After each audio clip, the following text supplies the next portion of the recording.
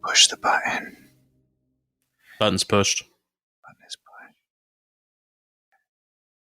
I don't know. I don't know if I'm ready to record a podcast. I'm a little nervous. So I'm not used to doing this kind of thing in front of people.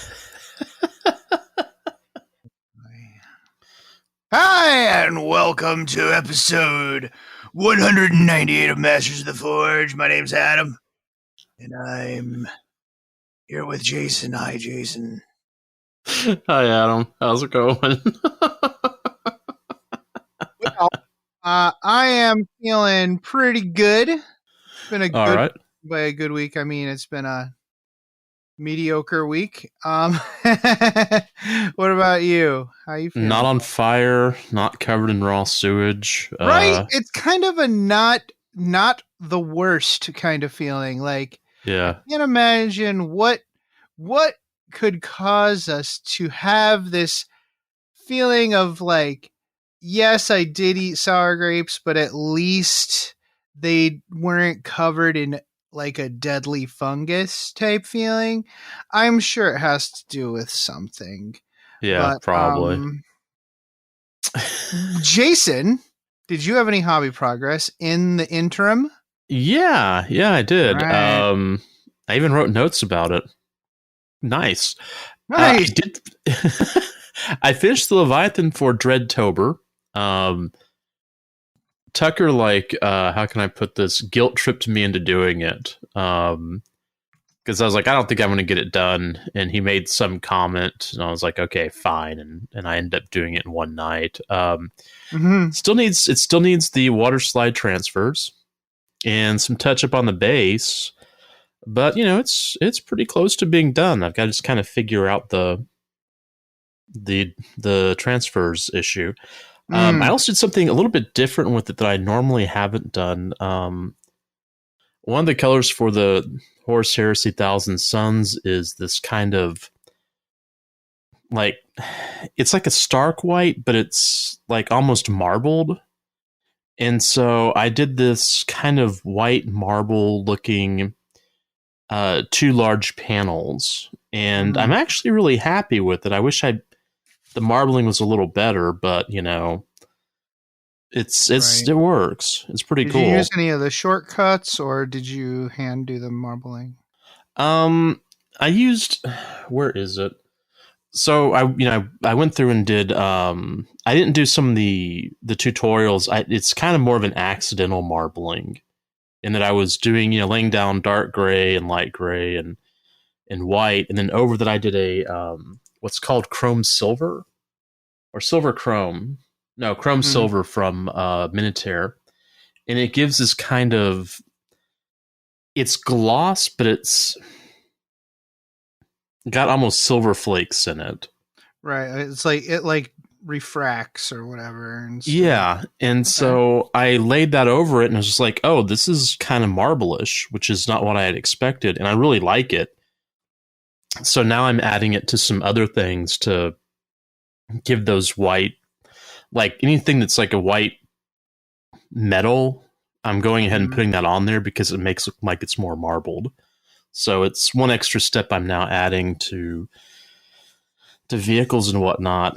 But I've got red, black, and white with silver and gold accents. So it's kind of interesting how dynamic the colors are. They're like they pop, but they're not like, I don't know. It's hard to explain. It's just really interesting, the effect that the model has. Contrast. Yeah. I think that's it. There's just a lot of contrast, which I like. I really enjoy it, so I'm really quite happy. So I finished that up, and then when I started on, because I'm a glutton for punishment, I started working on. I have a couple of Thousand Sun Contemptor Dreads that I had picked up last year, but I think I'd only base coded them. I didn't think I had base coded, just built them. And so I went ahead and base coded those. No, they were already base coded. I started working on the accents for those, as well as 3 IKEA Catholic models, which are Thousand Suns Horus Heresy models. and I'm doing it just like a lot of batch painting to keep the details consistent. In the future, I'll probably get more K. I don't think I'll get more Contemptors, but I'll buy them in like groups of 2 or 3 and do those as batch painting, like pair them off. So, but yeah, I'm painting a lot of big monsters this month, and that really should have been last month, shouldn't it? So yeah,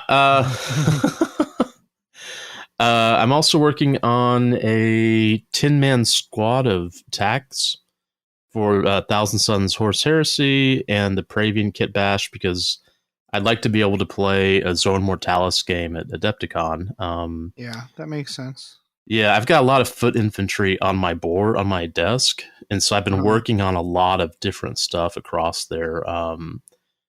Just trying to get accent colors in, because once you get the red down, everything else is gravy. It's just getting that base coat.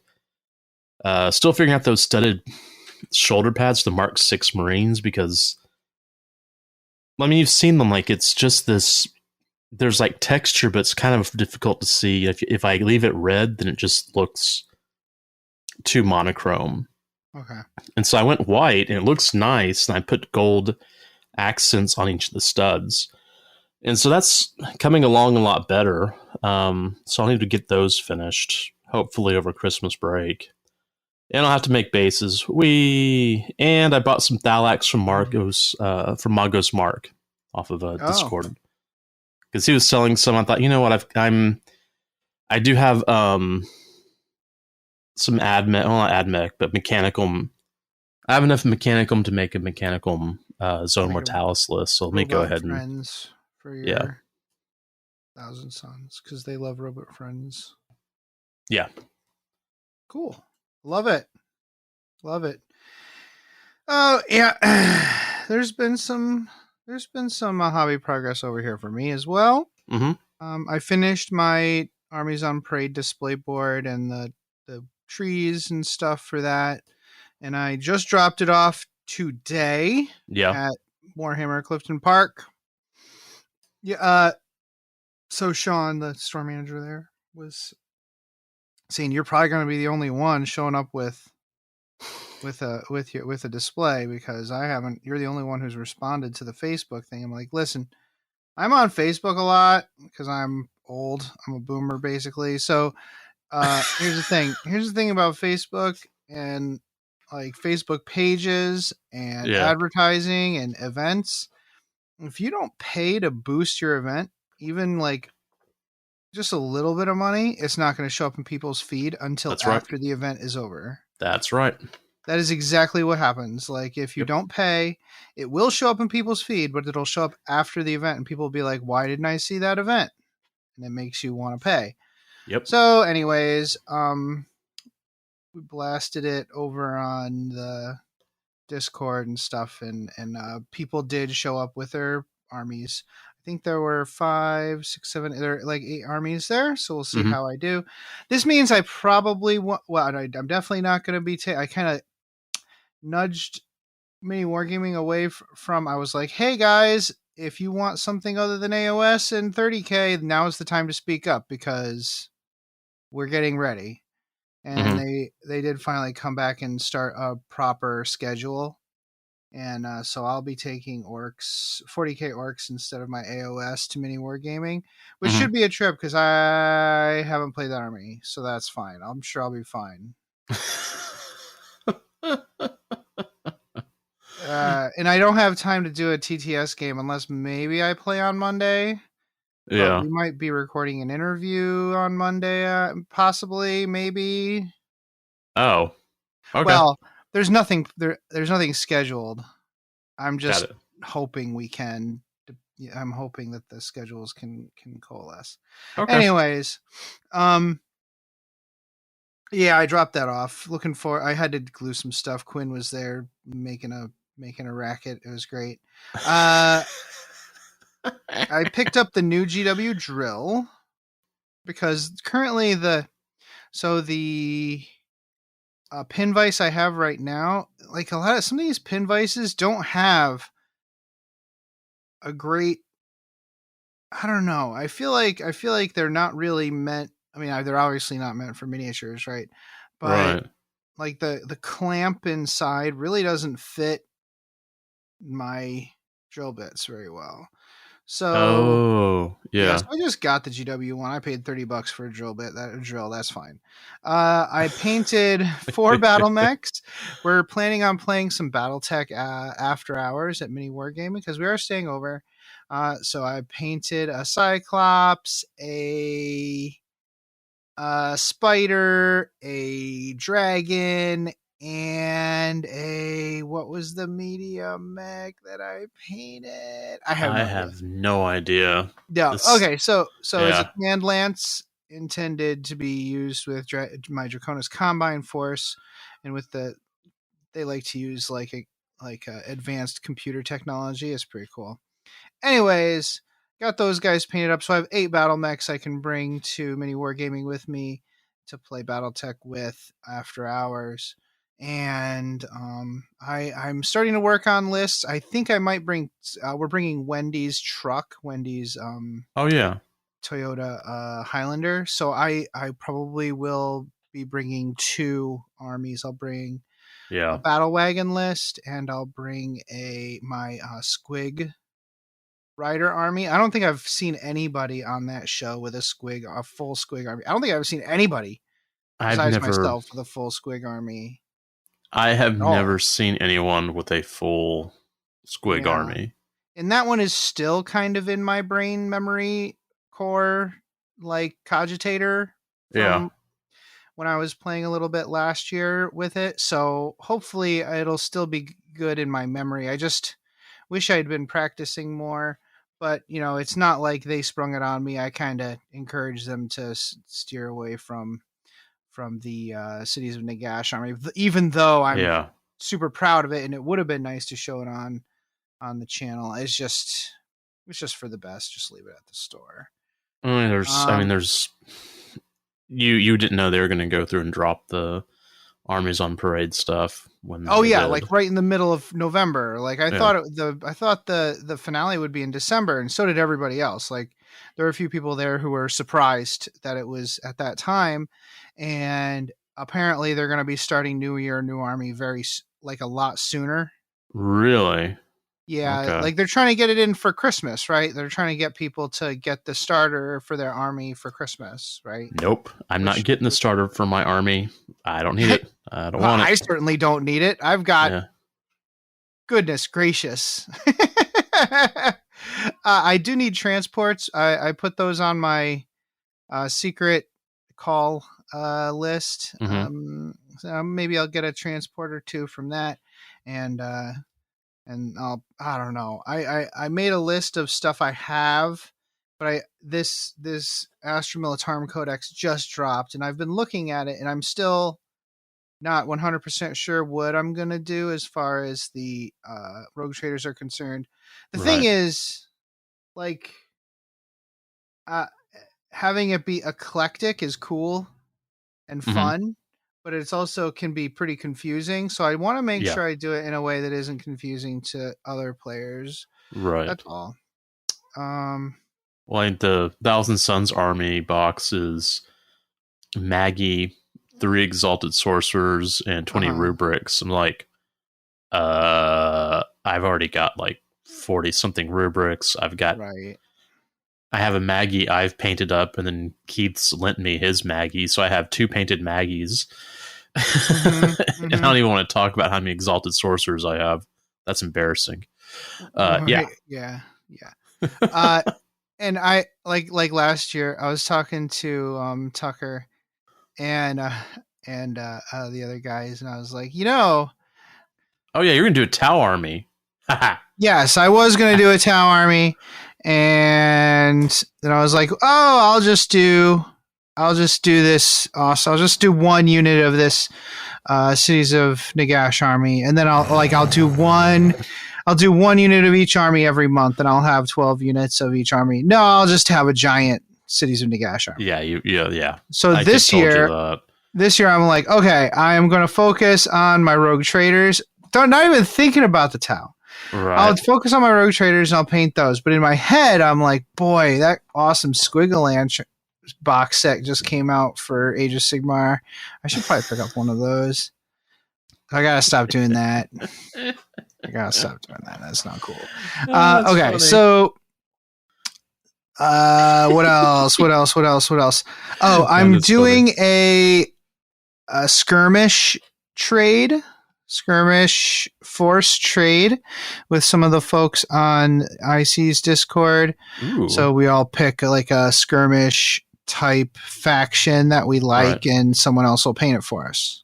Oh, so nice. My person likes Stormcast Eternals, so I picked up, like, there's no standalone Stormcast Warband right now, so I had to pick up the starter, which is kind of annoying, but it also has ghosts in it. I'll just give those to Tucker. Yeah. So that's fine. You'll enjoy that. Keep him busy. Yeah. This morning, I was kind of at a loss what to do during nap time. Like, Quinn went to take a nap, and I'm like, I don't really want to play a video game right now. Yeah. So I wasn't really. I'm kind of in a limbo right now, hobby wise. So I just started de-spruing a bunch of the terrain I have. I've got a bunch of Kill Team terrain from the Necron. Remember the Necron one we had a while back, and the Rogue, I think it was the Rogue Trader one, had a bunch of doors and like a drop, like a salvation pod, like objective marker in it. Yeah. So I have that. So I desprued all that and assembled all that, and I also still have the last Kill Team box, like the Zone Mortalis style Kill Team box, which I didn't even start that, to be honest, because the other stuff took me a while to desprue before he woke up. So, and I played a few video games after that because I got like super. You start clipping, man, especially that terrain sprue. Your hands start to get a little messed up. So they get cramped out. Yep. I'm still not sure. I'm looking at this stuff like, wow, I could play any Kill Team game I want. This is great. Like, but with whom? Who am I going to play games with? Who am I going to play a bunch of Kill Team or a bunch of Zone Mortalis with in real life? So I don't know. True. I don't know if I'm going to waste. I don't know. I'll probably put it together and paint it and stuff, but I'm not feeling the stress of doing it. It was just something to do. Yeah, I understand. Yeah. I still got to clean I still have to get my house sorted before I can start gaming over here. So. Oh yeah. Yeah. Maybe I'll just make Pat play some Zone Mortalis with me. Yeah. Right. Right. Yeah, he likes that stuff. I've been reading some stuff. I decided I was starting on the what's his name? Commissar. What's his name? Books. Yarg? Gaunt. The Gaunt books. And they're cool. Yeah, they're cool. I read the first two. Like, one is the first one is like just a novel, but the second one is an anthology that rolls into it's an anthology, but it's the origin stories for a bunch of the characters, or it like focuses on each of the characters. So it's pretty cool. But I decided I had picked up the Vorbis Conspiracy a little while back, which is the Warhammer Crime anthology. Mm-hmm. Dude, that was lit as F. You need to pick that up. It was so good. Okay. I was so excited. It really shows the underworld of Warhammer really well. Right. And the way this novel is set up is it is an anthology, but it's written by a bunch of different authors. Yeah. But all the stories are focusing on the same world and the same event that happens on this world. Oh, nice. I saw that Chris Wright had something on there. Yeah, it's almost like something you'd expect to come out of a writer's retreat. You know what I'm saying? Like if a bunch of writers got together and went to a retreat and they decided, hey, let's do this fun project together. It almost seems like one of those. Yeah, I'll probably go ahead and pick it up. I've read one other Warhammer crime novel, and now I can't remember the name of it. crap, Well, and it was really good. I picked up the Wraithbone Phoenix, which actually features two of the characters from one of the stories that was in the Vorpus conspiracy. Yeah, Baggett and Claude. They are a Ratling and a Ogren. This novel, let me tell you, this novel is freaking amazing. And get the audiobook. The audiobook is so well produced that it's really good. Yeah. I'm really the way the narrator narrates is really funny. The voice person, because he's kind of got a very informal accent, like really informal British accent. I couldn't tell you what region. I'm sure a British person could tell me immediately what accent it is. I can't tell if it's on purpose or not. I think it's on purpose because of the let's say economic level of the people involved in the novel. Okay. Yeah. Yeah. It's super good, and the characters are super good.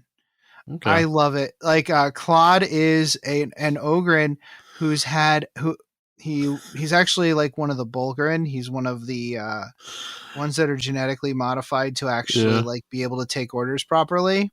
Okay. But he's also taken a bullet in his head at some point, and it's still in there. So he unfortunately he knows he's really stupid, and except he's really good at vocabulary. So he speaks with his dictionary is really big, right? Like this guy, he uses big words, but he's also a great big dumb ogren. It's a delight. And if I haven't sold it enough, I'm gonna try to sell it with one more thing. Okay, one of the deaths in the book, one of the like, it's not anybody important, so it doesn't matter. One person dies, and their cause of death is being crushed to death by a filing cabinet full of ogren piss.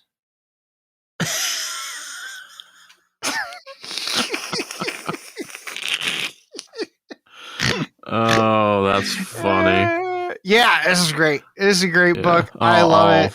I'll pick it up.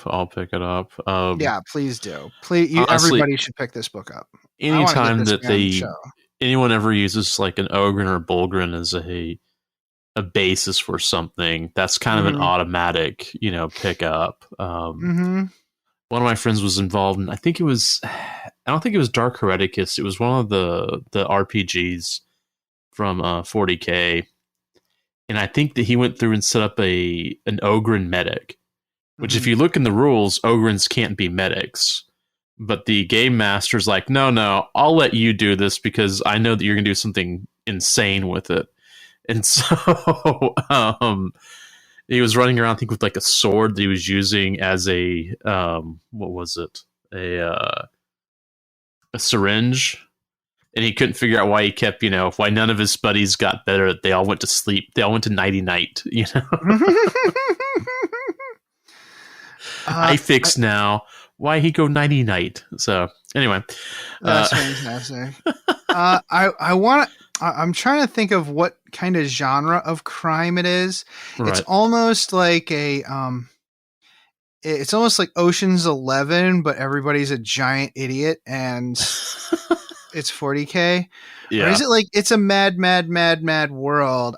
Anyways, there's it all focuses on just, one,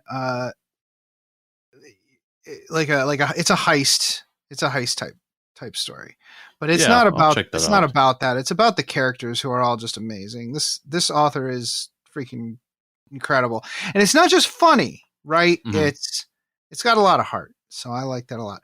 Anyways, Jason, games played? Unfortunately, no. But, I was going to do my usual joke where I just pass over you. Yeah, I know. Instead of making it awkward. But okay, you can talk about how you haven't got any games played.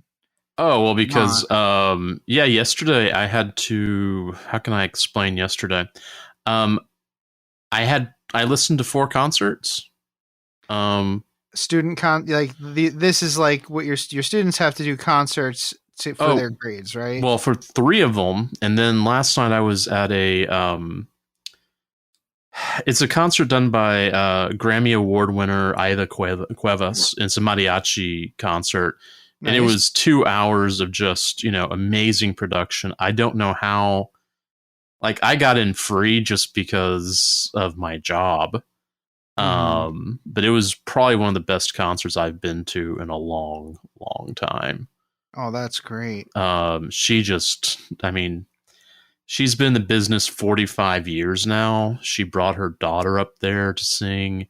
She brought her grandson in to sing, who's like, I don't know, 5 years old. 10 of our students were her backing band. Remember me. Make the little kids sing Remember Me and make everybody cry. Yeah, it was just it was just this big thing. I was just like, how am I in this concert? How did I get here? How did I get in free? And how did I get into the pre-show free? That's great. So yesterday, it's like last night I didn't get home until, pretty late. And today's been a real slow day. I didn't even hobby today. So yeah, that's what I'm doing. That sounds good. Yeah. What's her name again? Aida Cuevas. She's got 45 years in the industry and she has 40 recordings out. Aida Cuevas and Wraithbone Phoenix. Pick them up, guys. Pick him up. Yeah. I had an AOS game with Tucker. Played my Cities of Sigmar against his Stormcast Eternals. I always look at my army and it looks like it doesn't have enough bodies because Cities of Sigmar is just people. Yeah. But I usually so is Soylent Green. Yeah, it's true, and that has a great impact. And you know what? I'm often surprised by how well it does. And I lost, but I'm also shocked sometimes at how well it can actually kill stuff. So we had a nice match play game practice for Canada. Yeah, which didn't help me at all. But hey, at least it was a pretty game. We had a nice time, and we also Tucker and I also I guess you call it hobby mommed the scheduling for Canada so that everybody was just on board and we got it all settled and pinned down. Well, yeah, it was good. We've watched more movies this past week because I keep dropping in on accident on some good movies and some not so good movies. Well, they not so good. They self-identify as movies. You know what we should do? I keep saying this. We should start writing down the list of movies we watch in between episodes so people know what kind of thing we're talking about here. Oh, man. Like the kinds of horrible nonsense that we get up to in our hobby hangouts if you join our Discord. It's not okay. And by not okay, I mean, sometimes it's legitimately like we should have stopped this movie a long time ago because I'm not sure if this is appropriate or not. And to the point, I've actually put like an adult filter on the on the channel because like one time we were watching something. Oh, we were watching Blubberella, which was filmed at the same time as another like video game movie. SS Doom Trooper. Yeah. No, it was something else. Oh, was it? Okay. Yeah. Some vampire video game that's like, I don't know. Anyway, like a Nazis versus vampires or vampires versus Nazis kind of. Anyways, it was filmed at the same time and Blubberella is terrible and it's super racist. And like there's some of these movies that are just brutal. Wait, was it filmed the same time as Blood Rain? I think that was it. I think it was. I think it was filmed at exactly the same time on exactly the same set, and with some of the same cast as Blood Rain, including a famous director's brother. What's his name? Ron Howard's brother. It's Ron Howard's brother. Clint Howard. Yeah, Clint Howard was in it. Yeah. I think we watched Blood Debts. Kappa. The Kappa, Death Kappa? Death Kappa. That was so bad. But sometimes we watch Bluey, so that's fine. We watched Blood Debt. Were you there for that? No. Okay, Blood Debts was so bad that we stopped it. Oh, we usually only do that during my movies. No, this was like we got 10 deaths in and none of them were interesting, and we never did figure out what the name of the main character was because obviously that was not important to the plot. And so it was just boring, and so we stopped it. Dead or Alive? That was real terrible. I don't even remember what that was. Was that the Japanese movie? There was one that there was something we watched that I blocked out. Wait, there was one movie that was it was a Japanese movie. It seemed like 3 movies in one. Yeah, that's Death Kappa. That was Death Kappa. Yeah, it was 2 movies in one. It was crazy. Yeah. And we also just we watched the Halloween Town movie with Tim Curry. Oh, The Worst Witch? The Worst Witch. Yeah, we watched that on Halloween. Well, you gotta, and we watched Ernest Scared Stupid. Oh God, yeah, we did. Which watch was trash. That was super trash. That was not great. That was not okay. Actually, it was bad. That's when I finished Leviathan, because I wasn't watching that movie. I'll tell you that. I mean, it was on, but I wasn't watching it. No. They watched Roadhouse, which I was there for that. You were there. So sometimes we watch ones that are like passable, but still bad. Yeah. Oh, what was it? We're pretty sure it was actually supporting a communist regime or something. It's called Iron Mask. Oh, yeah, with Schwarzenegger. Iron Mask. It had Arnold Schwarzenegger in it and Jackie Chan, but we're pretty sure like the opening screen is the China Film Company Limited, and it's literally got like a military background and a person holding a sickle. Like that one was pretty.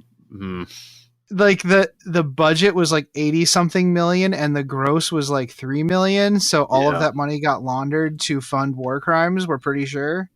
So anyways, this was a big digression. We should almost just skip our astropathic communique, but do you have anything? Well, we haven't hit Beyond the Fringe yet. Sorry, Beyond the Fringe. Sorry. You want to do Beyond the Fringe? Yeah, let's do it quick because we just did like 10 minutes on movies. I bought a bunch of bookshelves from IKEA. I think about 100 square feet. I do have a lot of books, and this is probably more than I need, but I've noticed that my hobby and my job both require me to buy books, so I'm not worried about it. Mm-hmm. Also, on our last Wednesday hobby hangout movie night, I ordered a bottle of Malort, and I took a shot live, where you took a picture of me in my expression. You look confused and disgusted. Like, why would anybody try to disgust me in this way? Well, it's liquor. I mean, you can taste the alcohol. You can taste that bite. It's technically liquor. It's been accused of being. It self-identifies as liquor. Self-identifies as liquor. Yeah. It's like oily and like tastes like kind of like resin, like pine resin. It's definitely an acquired taste, and I'm just afraid that I'm going to acquire the taste. Does that make sense? My problem is we might be warning people about Malort, and they'll be less likely to be tricked into of drinking it.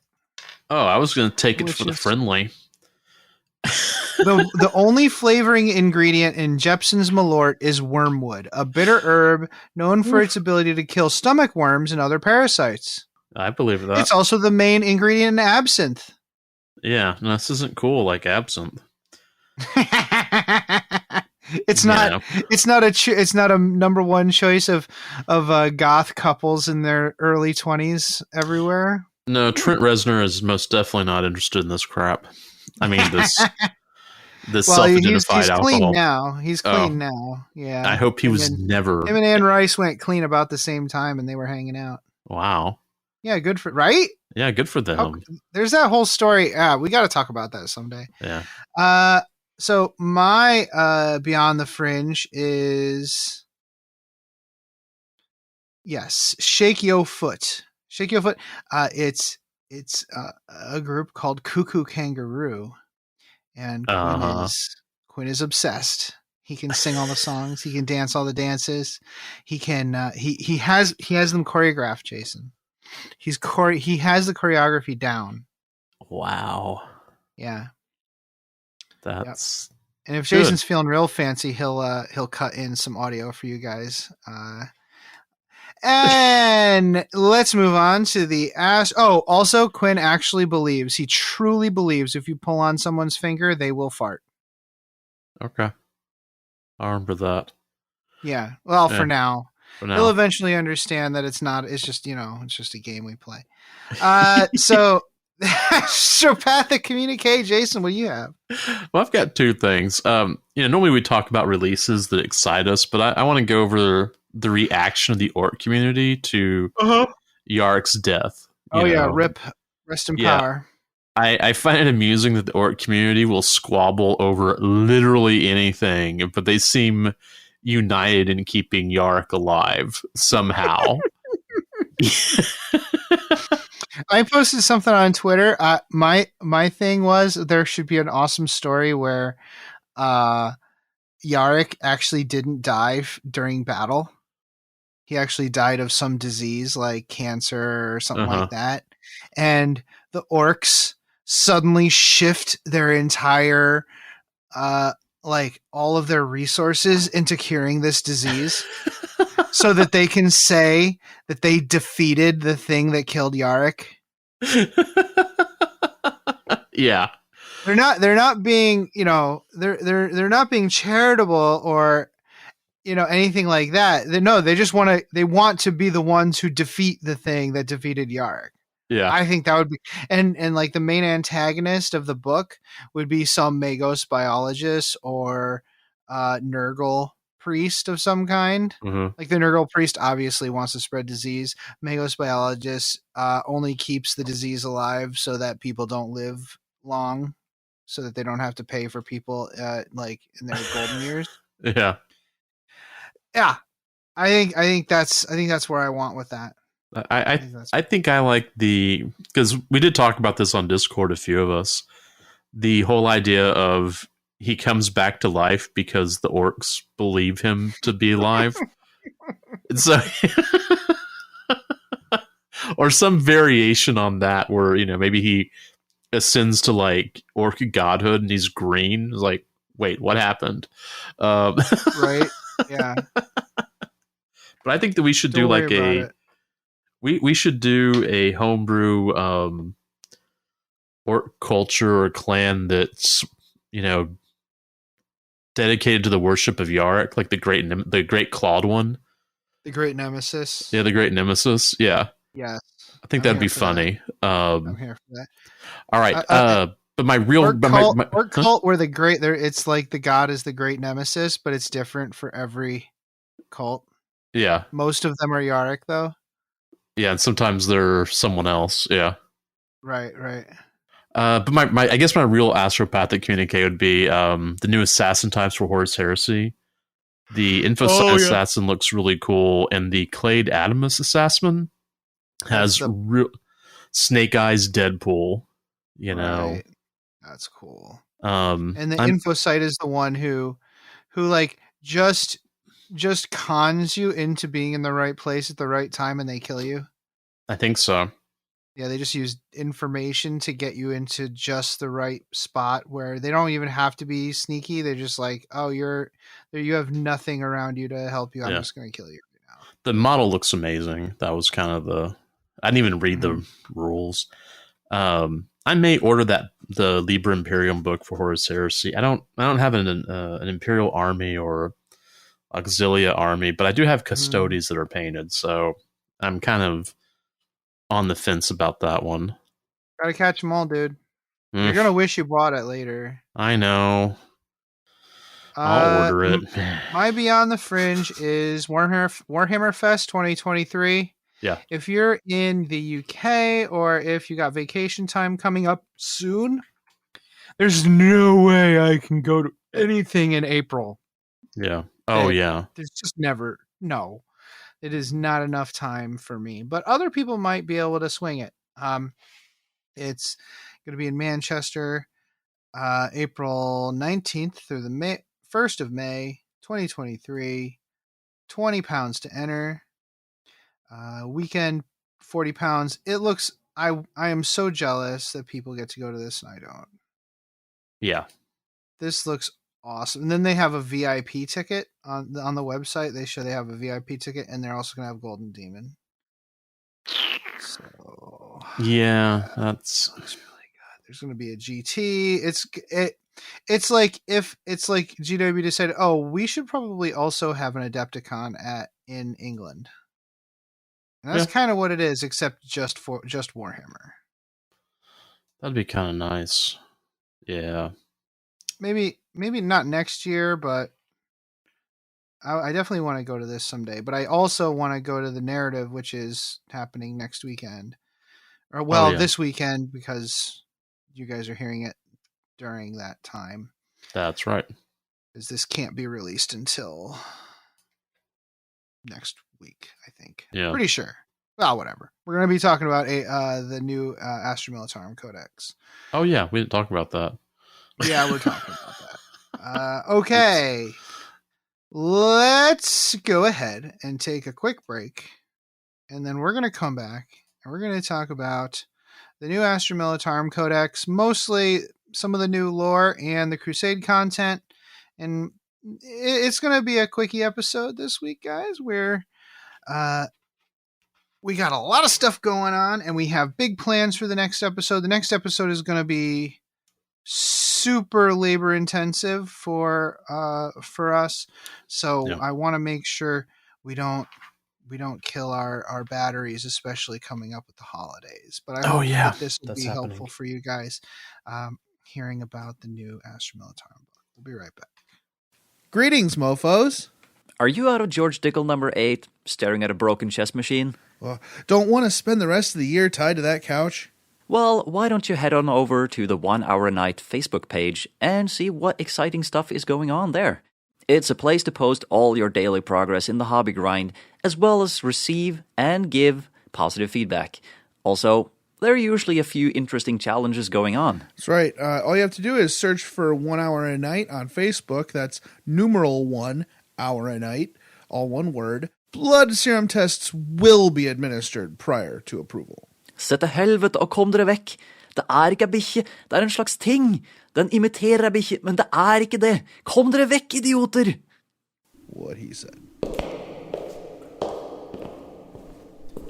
Damn, I knew it was around here somewhere. Damn, where is it? Can I help you? Ah! Scared me. What do you seek? I need the perfect scenario for a narrative game I'm running this week, and I can't find one. Sir, this is the Black Library. We don't have narrative scenarios.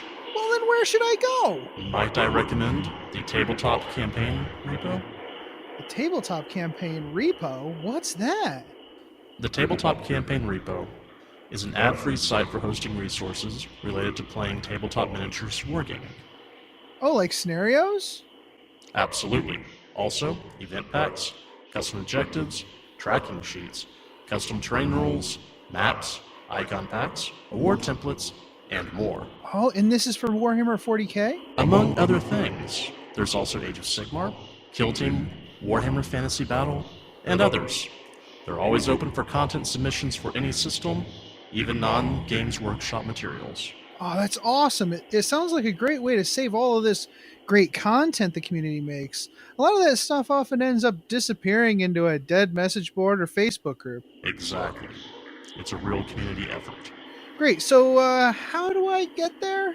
Just go to that webway gate marked tcrepo.com. tcrepo.com. Got it. Can I ask you one more question before I go? Fire away. This place is really easy to find. How come Armand can never find it? Oh, because it's more funny that way. Oh yeah, clearly. Once again, the Tabletop Campaign repository can be found at tcrepo.com, and they're always looking for submissions. Welcome back. So your commercial was much shorter than our break because I'm a mess. There's a little bit of advancing lore in the book, so let's talk about that. And some of it's stuff we already knew, but it's kind of more codified here in a better way. Yeah.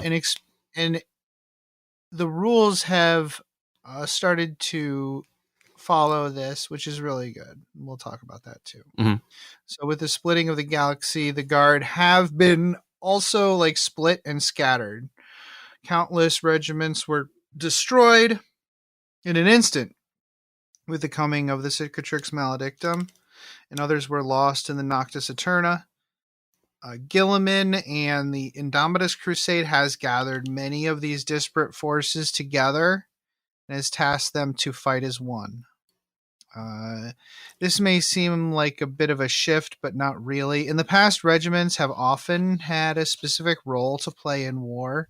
Even like different like regiments inside larger, like Cadia has a bunch of regiments, and even though the Cadians are like, you know, they represent every aspect of the Astra Militarum, their individual regiments do not. They are all specialized. Yeah. Which again is part of why when people say, oh, why doesn't your army look like a real army to someone which is if someone's heavily featuring tanks in their army, or if they're heavily featuring cavalry or something else, like say they're doing a theme and they're spamming a certain unit, like, right. Well, you know, people are like, oh, I don't like that. I like my army to look like a real army. Well, a real army, the detachments specialize in a real army. That's what happens. Yeah. If you want it to look like a real army and have it be a giant combined force, then play Apocalypse. That's when your army starts looking like, quote, a real army. That is true. So anyways, I digress. That's just bugs the crap out of me when people say that. Yeah. This was represented in the novels. So for example, in Gaunt's Ghosts, it shows some regiments specializing in stealth, while there's focus on artillery, or some of them focus on heavy shock assaults, and I'm only into 2 books, right? Right. These specialized forces do not march to war alone and unsupported, though. The Astra Militarum instead operates using combined arms philosophy. So you'll get a regiment from here, a regiment from there, and they work together. Yeah. All right. So when regiments suffer extreme attrition, they're often merged with other regiments. First and foremost, regiments from the same world are merged in order to effect a seamless integration process, and probably to keep the cultures together, you know, so that there aren't... they can work together, and they don't get infighting. Yeah, you don't have that sort of issue show up. I mean, it happens a lot. Like, that's one of the main reasons they don't... one of the main reasons they try to keep them together is to stop this. Can you imagine if a couple of the regiments from the Gaunt's Ghost series had to actually be combined into the same regiment? It wouldn't work. No, because they're not. Different philosophies. They literally fight each other, and they kill each other all the time. Yeah. Yeah, you don't put 2 groups together that, you know, typically fight. It's a bad idea. Yeah. All right, so if that's not possible, regiments with similar roles are merged, or new recruits are added. Always more bodies for the Imperial war machine. So in these cases, one force's culture usually rises as the dominant one, such as the Tanith First. Barring that, disparate regiments will be combined. In these cases, the latter, the results are hit or miss, as you might guess. Sometimes the culture or language clash so much that the regiment is doomed. Other times, the logistical or doctrine differences that cause the new combined regiment to fail.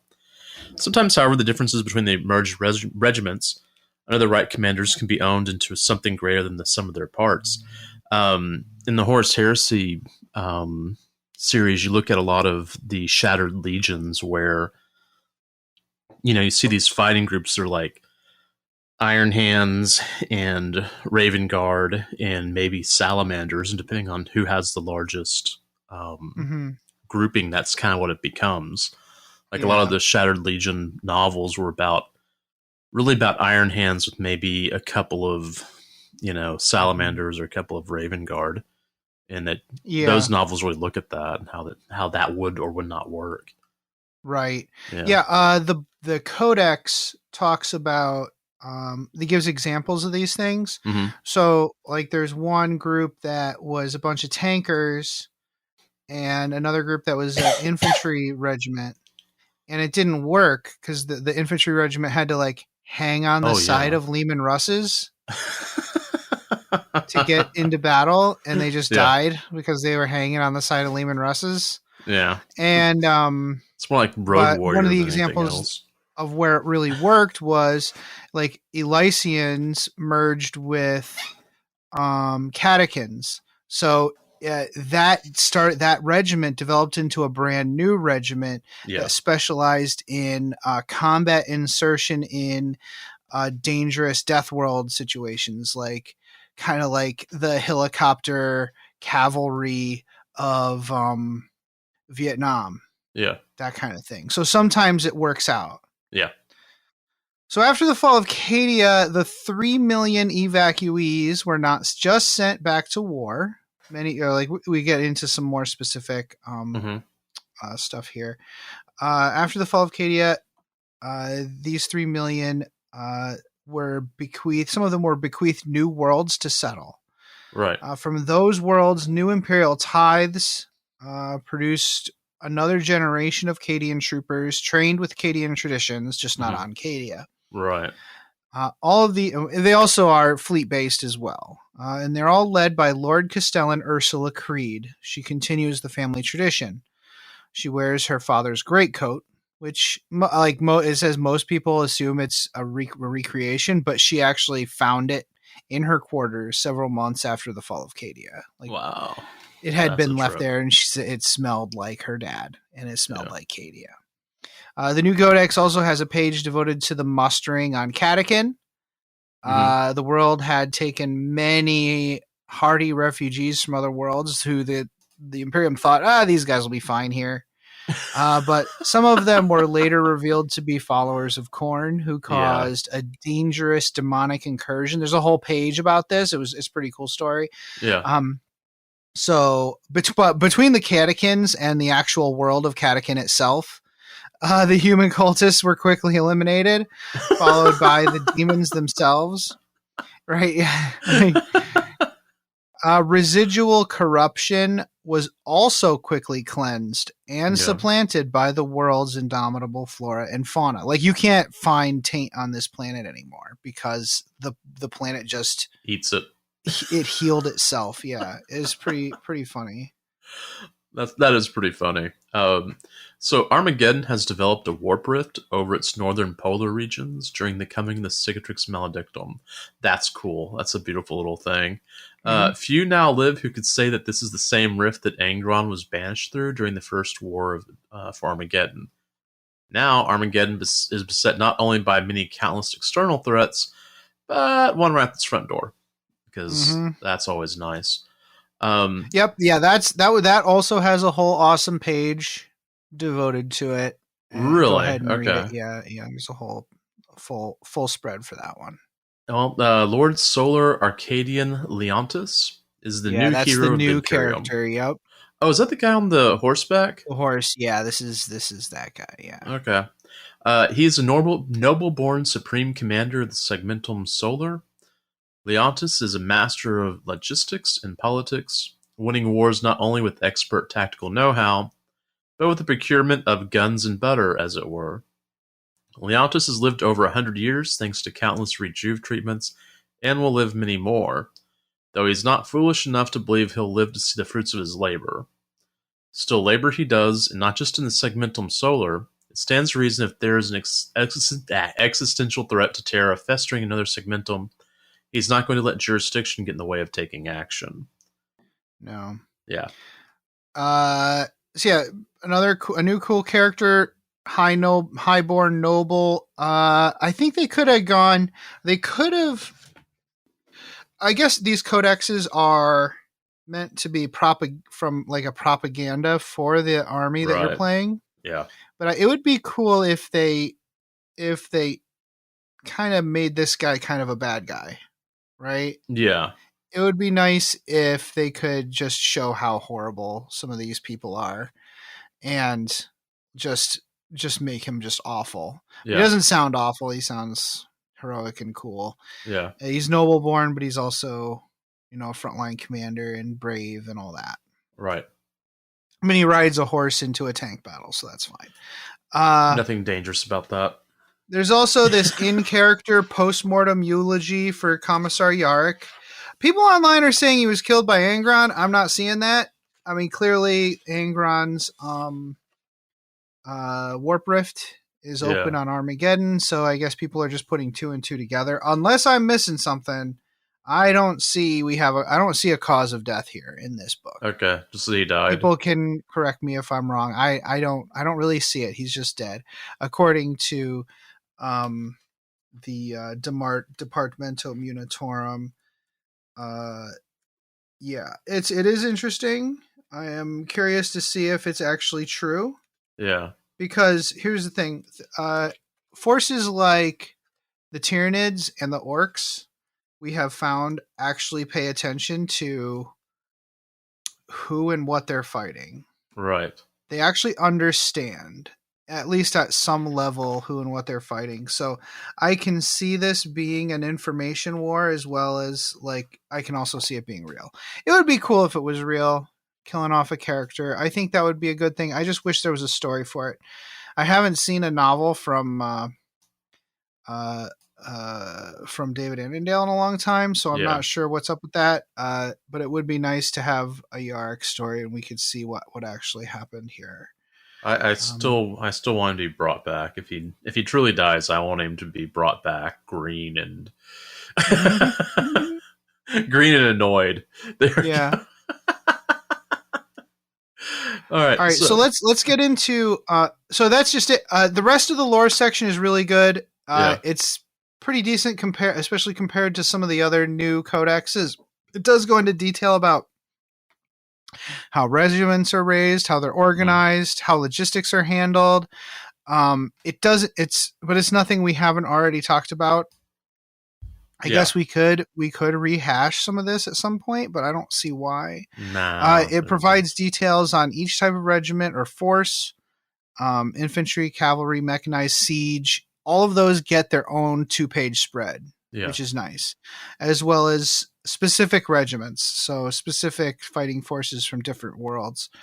There are also more sections for different war zones in this codex than some of the others. So it has the three or 4 different ones, which is nice.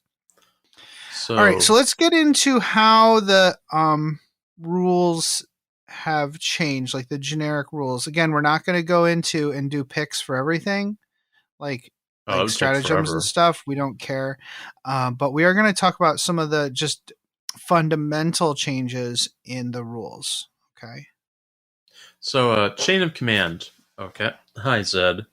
He has to say hi during our recordings. Zed's now 8.4 pounds. And he's not 6 months yet, and he's kind of immense. All right. So, chain of command. Only models which are officers can be warlords if there are any officers in the army. Interesting. Fortunately, the platoon commander in the platoon command squad is an officer. Okay. So, you can only have one commandant per detachment, and if you have one, they have to be the warlord. This includes named characters in the Acadian Castellan. So if you have the Lord Solo in your army, they have to be the warlord. Yeah. Okay. So this is the really weird, interesting thing right now. Okay. Yeah. There is no, like I actually have this later in the notes, but I think let's just talk about it now. It's kind of I assume this is going to be kind of the elephant in the room for this codex. Okay. There's no this detachment's Cadian. This detachment's Armageddon Steel Legion. That's not how it works anymore for this book. Okay. which represents the mixed battalion situation going on. Yeah. So, and it actually kind of makes a lot of sense with how they're doing detachments now. So if you wanted to have some Steel Legion in your army and you wanted to have some Cadians in your army, before you'd have to take 2 detachments. Yeah. This, it's like, oh, I'll take a doctrine for 1 that represents 1, and I'll take a doctrine that. I digress. There's no generic like HQ commander. There's only the Cadian Castellan. That's the only like HQ commander. Otherwise, you're just using the command squad. Okay. So it's really fascinating, but it doesn't matter because there's no, even though that commander is Cadian, you don't have to have all the same regiment in a detachment. Got it. All the rules, none of the rules care what world you're from. Got it. Because that's how these armies are playing now in the lore. Okay, so you could paint your army whatever you want. Phil's army is more Phil's army is made for these rules because he has like units from all different regiments and stuff. Right. And these new rules, like it works so well. That's true. It works so well for that kind of. So if you're a hobby butterfly, but you love the guard and you want to have a bunch of different, like you want to buy some of the metal Valhallans or metal Armageddon Steel Legion guys when they go on made to order, freaking do it. Yeah. Do it. Okay. It'd be awesome. Yeah. So that's what we got going here. For those who don't know, our local player, Phil, has bodies. I mean, well, hold on, not like bodies in his house. I mean, he might. I don't know. I mean, well, he kind of does because his family has taxidermy mice in nativity. Oh boy, that got creepy. But he has like Krieg, and he's got Vestroyan, and he's got Valhallan, and I think Tanith. Which one's the Desert Fighters? Talarns? Tallarn, yeah. Yeah. So he has all those in the same, army that he uses. And he runs them kind of as quote unquote Krieg, for lack of a better term. Right. I think he also has enough Krieg to run Krieg. Oh, he does have. Oh, yeah, he does. Yeah. It's just whenever he wants to. What was it? There's a game that I played against him where he decided that he was going to fill up his half of the board with just bodies. Yep. All back like in an 6th edition or so, I think. 7th edition where you could just have hundreds of models. Yeah. Yeah. Yeah. It was good. It's good. I've done that with him before. Yeah. I've played my drop pod Space Marines against him, against that same army, and it's just I'm so glad I brought all these bolters because there are so many. There are so many. So again, I'll go into more detail. There's no specific doctrine for named regiments. However, when you look at the doctrines, the flavor text will reference regiments. Right. So that will help you decide what to use if you have a lot of a certain regiment in your collection. Yeah. Okay. The default regimental doctrine, however, is born soldiers. There is no you are you get 2 abilities. Units within 6 inches of an officer use the officer's leadership instead of their own. And also the unmodified attacks of a 6 automatically wound the target. I like and it that has rule. the same wording as the Votan one. Yeah, it's pretty cool. Yeah. Except the guard get it all the time. That's really great for las guns. Yeah. Like a las gun's shooting an Imperial Knight. Like, 6 is automatically wounded. It's fine. Oh, that does make those bigger, knights and whatnot a little more easy to die or easy to wound. Now, instead of taking that, you can pick 2 regimental doctrines from the list that they have here. Yeah. But if you're in Crusade, you start with Born Soldiers automatically, and then you use a requisition to change it. Yeah. And the cool thing is, like, you know, as you go in a crusade, you can actually say, if your army is getting decimated during a campaign, you can say, hey, this is my opportunity to say, kind of switch the story around. And Phil could do this, right? He's like, oh, well, my army's been decimated. We're going to have to be bolstered by this other force. Oh yeah. So I'm going to swap out some units here that have a whole bunch of negatives applied to them, and I'm going to just get rid of those guys. They're either executed or dead, and we're going to get some new ones. And we're going to switch up the regimental doctrine because it's a whole new force being added.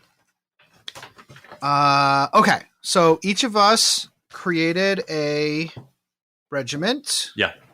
What was your thought with the ones you picked, Jason? Well, you know, you're making yours as your Crusade force, and I was trying to think of what I would roll if I was going to do a guard force. And I kind of thought about John's 7th edition AM list, which was like tanks. That's really all I remember. I know he had other stuff, but it wasn't a lot. I mean, it wasn't that he didn't have really well painted tanks or, you know, well converted ones. It's just I just remember tanks and trying to kill them. So I thought I would go through and think of this kind of armored column, not troop transports. Man, I'm having trouble speaking tonight. But more, you know, explosives, I guess. So I went with expert bombardiers and heirloom weapons. And on expert bombardiers, we have, and I hope I've got this all correct. So expert bombardiers, skilled in coordinating their targeting with forward spotter elements. This regiment's artillery crews are capable of devastating precision shelling. So units with this doctrine gain the expert bombardiers keyword. And each time an artillery model with this doctrine makes a ranged attack, if the target of that attack is within 12 inches of and visible to a friendly Voxcaster or Sentinel unit, add 1 to that attack's hit roll. You know, it had to have some Sentinels out there, but, you know, chicken walkers look pretty cool. Oh, yeah. Yeah. And then heirloom weapons. This regiment has been issued with handcrafted weapons engraved with intricate ornamental detail, redolent of those born by the firstborn of Astroya. There are no artisanal trinkets, however, as the corpses of their many victims attest. That's kind of funny. So add 4 inches to the range characteristic of all ranged weapons, excluding relics, with this doctrine. Or, hold on. All ranged weapons models with this doctrine are equipped with. So all ranged weapons would have an additional 4 inches. So I think that would be kind of nice to have that, you know, more precision in longer distance for that regiment. Awesome. Yeah. Yeah, they've also got they've got one where tanks count as more models for holding objectives as well. Oh yeah, I saw that. Which would be really good. There's a few that are good for tanks. Yeah. The ones you picked are awesome. And there are a couple more, and this is what's cool. Like in the past, people would kind of game the system. Yeah. And like 7th edition or 8th edition, they would be like, okay, I'm going to take a detachment of tanks and give it a tank based one, and I'm going to take a detachment of infantry and give it an infantry based one, and they'll just be super powerful. Yeah. Well, in this, you just get 2 doctrines, right? And whatever units you pick, just hope they're good at whatever ones you picked, right? Yeah. So if you wanted to do a mixed artillery/infantry regiment, you could take expert bombardiers, right, for the artillery, and then you could take one of the many other ones that, like veteran guerrillas, which I'm going to be talking about as well. So you could have a mixed one, or you could super specialize your army and have it have, you know, 2 doctrines that are good for your whole army. Yeah. as long as you've picked units that are good for that. So this, I love this. I love that this is doing this, and you could actually say, okay, so, or you could take two different infantry based ones and just say, oh yeah, we're either all really good at this, or I have two different infantry regiments in here. I thought about parade drill also, because it would turn. What's that one? Basically, it turns las guns and hotshot las guns to heavy 2 if a unit with this doctrine remains stationary in your movement phase. So basically, it's almost Fury of the Legion from Horus Heresy. Nice. Awesome. Here, have some more shots. I tried looking to see if there's an expert bombardier like stratagem. I'm not seeing it, but there probably is. I'm just missing it. Okay. So I picked veteran guerrillas and recon operators. Again, like Jason said, I'm picking ones that I think would make sense for my rogue traders, personal guard troops. Yeah. Ones that would work well in situations where they are stealing relics from like some dig site or operating inside the spaceship, going room to room in a spaceship, that kind of thing. So veteran guerrillas, this regiment fought for years through dense war zones, harboring foes in every shadow. Their infantry are most nimble vehicles are keen-eyed stalkers, able to spot lurking enemies amidst tangled ruins and heavy jungles. They gain the veteran guerrillas keyword. Each time an infantry or sentinel model with this doctrine makes an attack that targets a unit within 18 inches, the target does not receive the benefits of cover, which is nice. Yeah, definitely. Okay, it just looks like you just get... Yeah, I'm sure there must be some kind of stratagem or something, or war gear that affects these keywords. Then I picked recon operators, which I think also makes a lot of sense for these more elite troops that I'm using. Adept infiltrators or swift vanguard skirmishers. This regiment's infantry range ahead of the front lines alongside swifter elements, tackling the enemy without warning and reporting observations to Imperial Command. Yeah. At the start of the first battle round, before the first turn begins, infantry, cavalry, and sentinel units with this doctrine that start the battle within my deployment zone can make a move up to 6 inches. And that's as long as they don't end up within 9 inches of enemy deployment zone or units. So I see my army as having a lot of infantry, some transports depending on the situation, but not a lot of like heavy tanks. Like she's not going to deploy a bunch of heavy tanks. The heaviest vehicles she's going to have in her motor pool are going to be recovery vehicles. Right. Like heavy haulers and stuff, cargo 8s, that sort of thing. And also drop ships, not tanks. Yeah, definitely. Focusing on sentinels and infantry, I think makes a lot of sense here. Yeah. I do plan on picking up some more of those super cool new sentinels because I think that would be awesome. I like the recon operators quite a bit. That would work really well with the expert bombardiers. I think you're right. I think that would be really neat. Yeah, because you're getting up close and then you're pinpointing the artillery, right? Right. That's super cool. And especially I don't know, did you see the Death Strike rules? No. Did you happen to notice the Death Strike rules? Okay. Nope. We're not going into units really. We're only like quickly talking about some of the new units. But the changes to the Death Strike are really, really funny.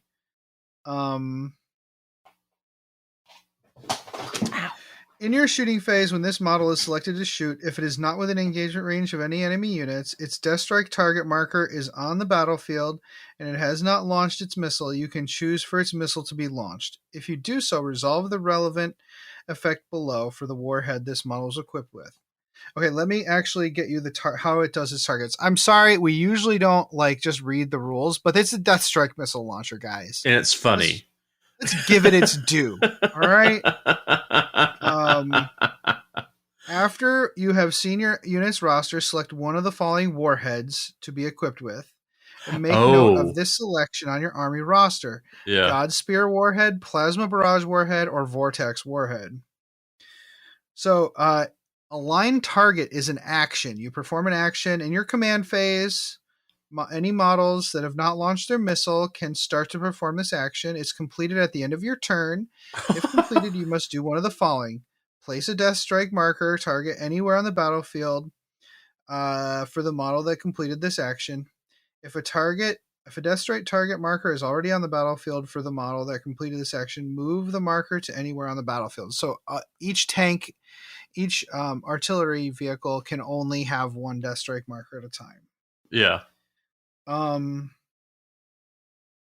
It doesn't actually say how big the marker should be here. I wonder if, like, most markers are objective markers. Right.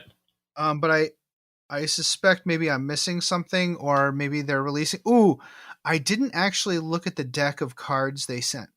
I wonder if the cards have a little cardboard punch out with a Death Strike marker in it. I'll double check that during our break. Yeah. And I'll just really quickly double check that for you guys. So it doesn't matter what the warheads are really, but what you do is like let's do the God Spear. D6 for each unit within 3 inches of the it's the center of the marker anyway, so that's fine. Yeah. It doesn't matter how big it is. On a 2 to 3, the unit suffers 8 mortal wounds. On a 4 to 5, the unit suffers 12 mortal wounds. Oh. On a 6, it suffers 16 mortal wounds. I did see this. I did. Okay. Plasma is D3 plus 6 inches. You actually subtract 1 to your roll for characters in this situation. Yeah. And they suffer fewer mortal wounds. So it's a wider blast radius with fewer mortal wounds. Got it. Now, I'm really curious what the Vortex Warhead does.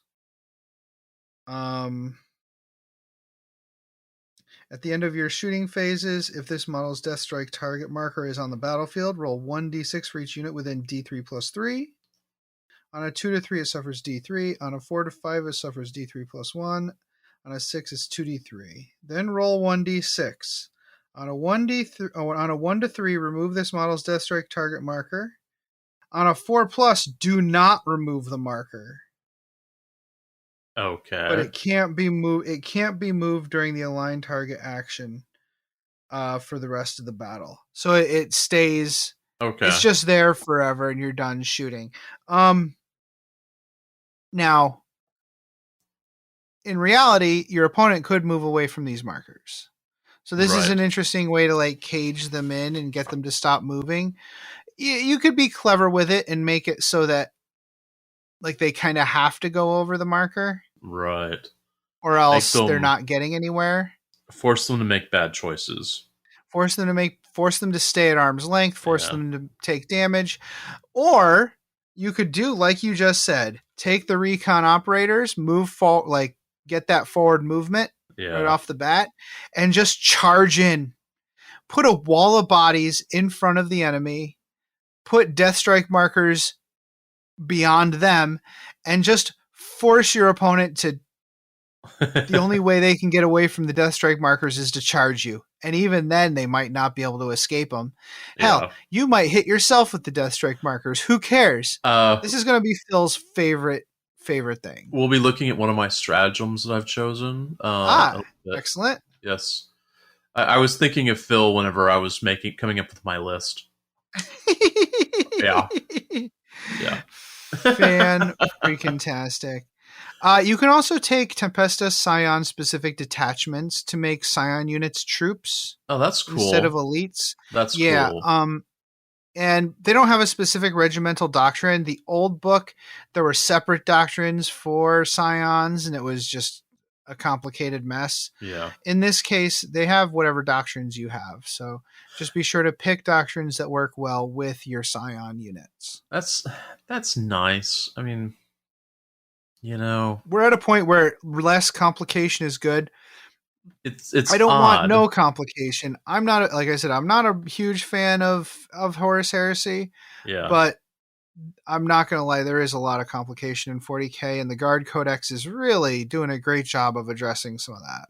Yeah, and that's one of the reasons why I think people have gone to the Horus Heresy in the past, is it's always a little more simplified than whatever is happening in 40K. Yeah. Yeah. Yeah. We have a few really quick notes here about tank aces and turret weapons. Tank aces. You can just upgrade a battle tank or a super heavy to a tank ace. That's really cool. I like that. Yeah, and it costs points or power level, just like all the other equipment upgrades throughout the other codexes. We did a pick for each of these. Jason, which pick did you pick? Meticulous Calibrator, which is where to go? It is on page 66 of your hymnals. There we go. Let me scroll over here. I'm imagining someone like in the tank who's giant math nerd. Like, stop moving, stop bouncing me around. I want to hit my target, right? Oh, you're gonna love this one.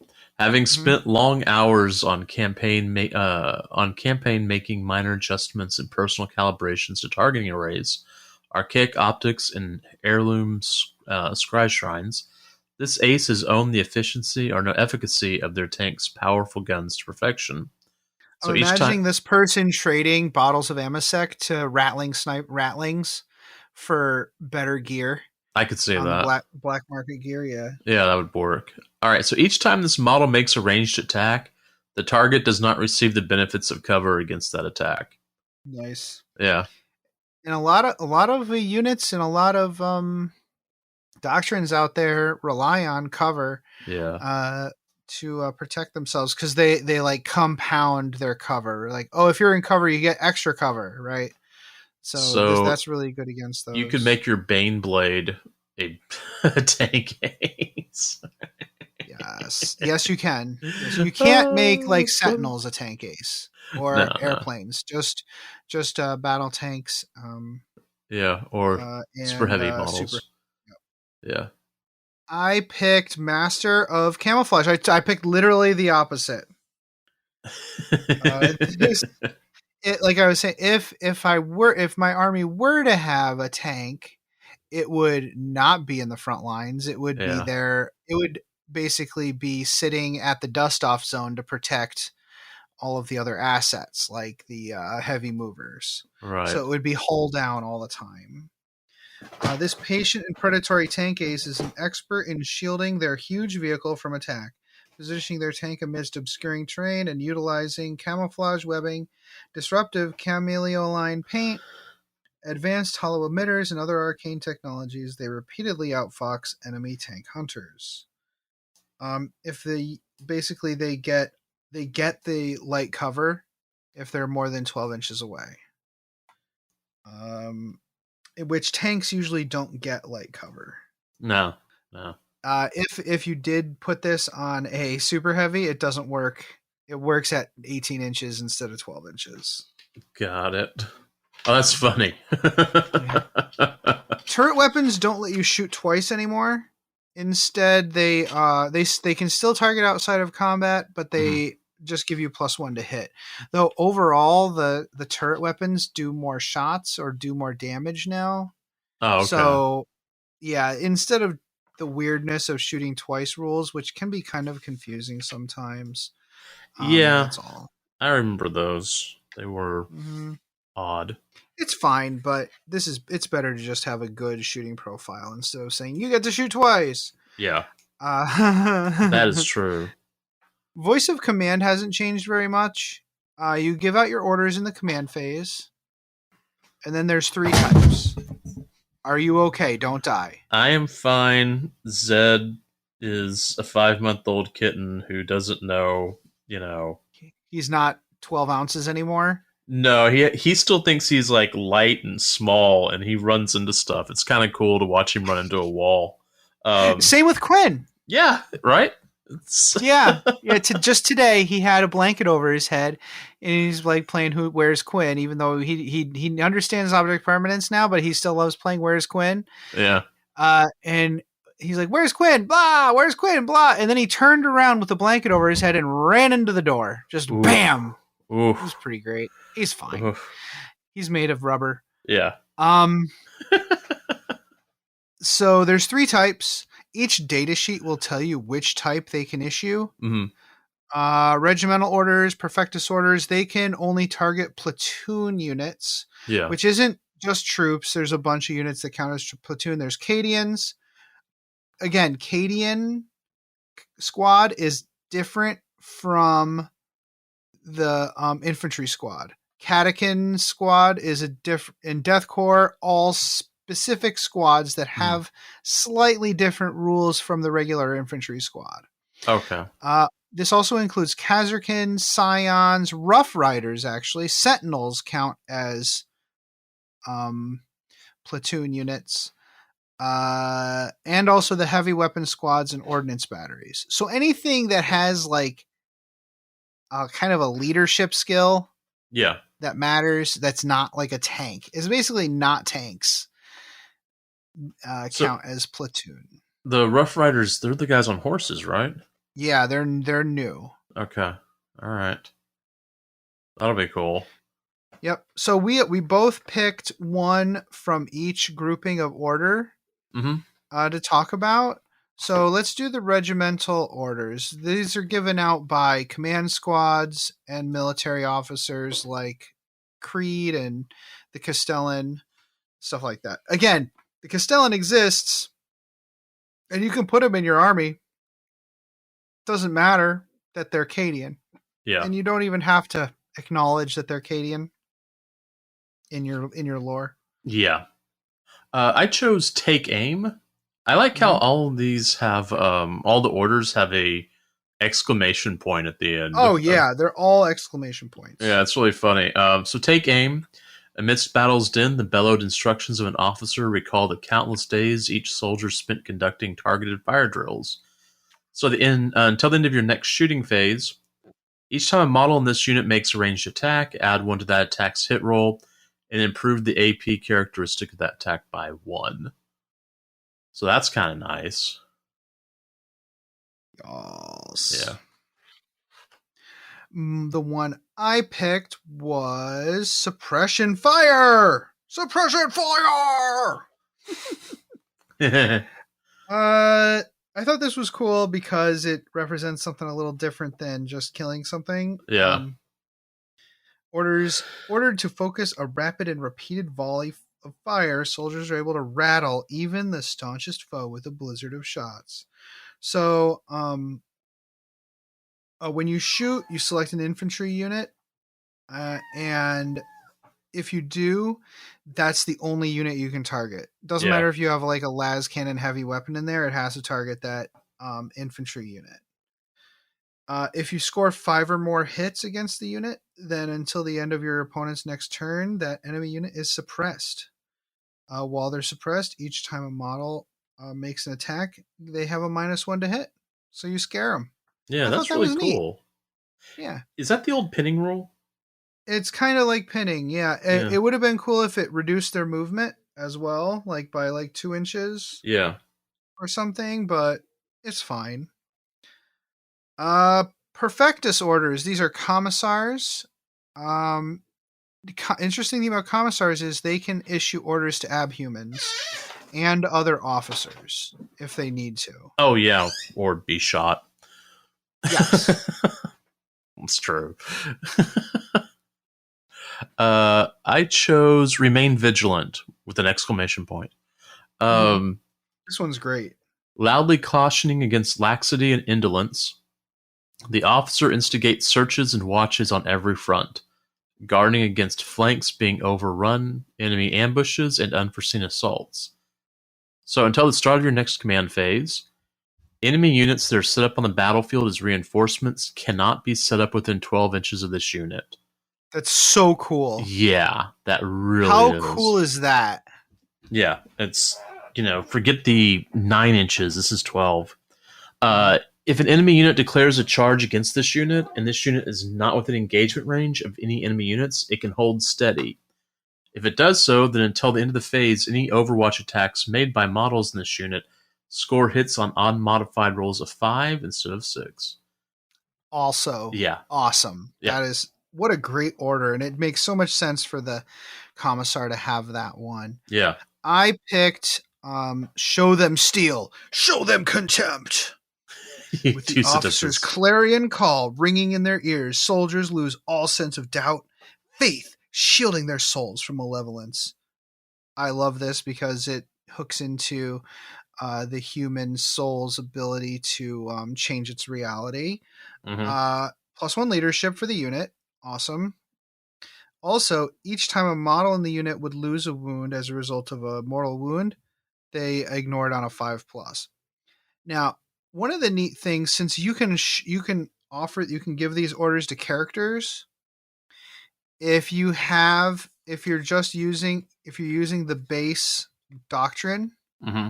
the characters in leadership would go up, and then every unit within 6 inches would also buy because it provides its leadership to them. It would also increase their leadership technically by 1. Oh yeah, okay. So that's a really interesting use of that one as well.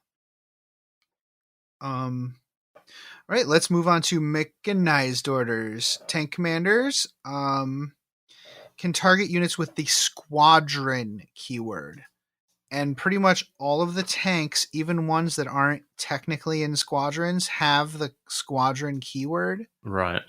So, like, it's not squadrons like just forget what you know about the old squadron rule from 7th or 8th edition. It's not that. It's just there's a squadron keyword being used to represent the kinds of tanks that can get orders from a tank commander, which is basically everything except super heavies. So I chose Pound Them to Dust. Not a Thousand Suns reference. Not an OnlyFans reference. Fans only. Anyway, Fans or only. friends only. Or sloths only. Okay, so drilled endlessly, gunners crewing the latest ordnance are directed to make every shot count in a precision barrage.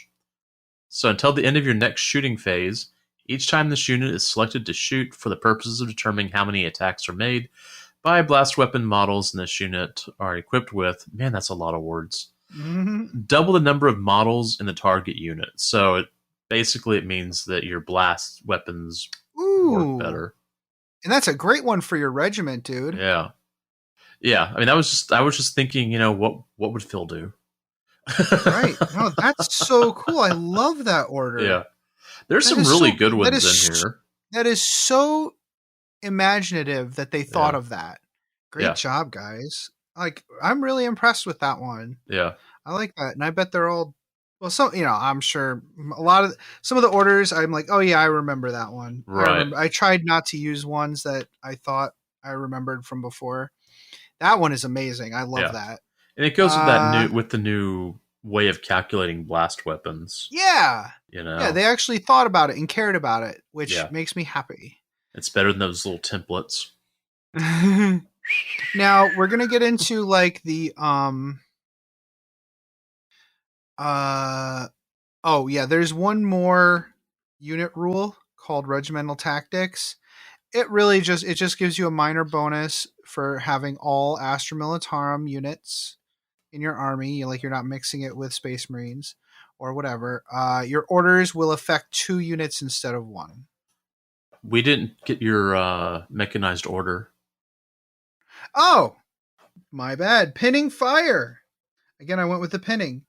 Via area denial bombardments or delayed blast shells, tank crews can paralyze enemy advances, pinning down the swiftest foe. I figured, again, if I did have an artillery tank for some idiotic reason in my army, it would be to use as like a deterrent to keep people away from the dust off zone.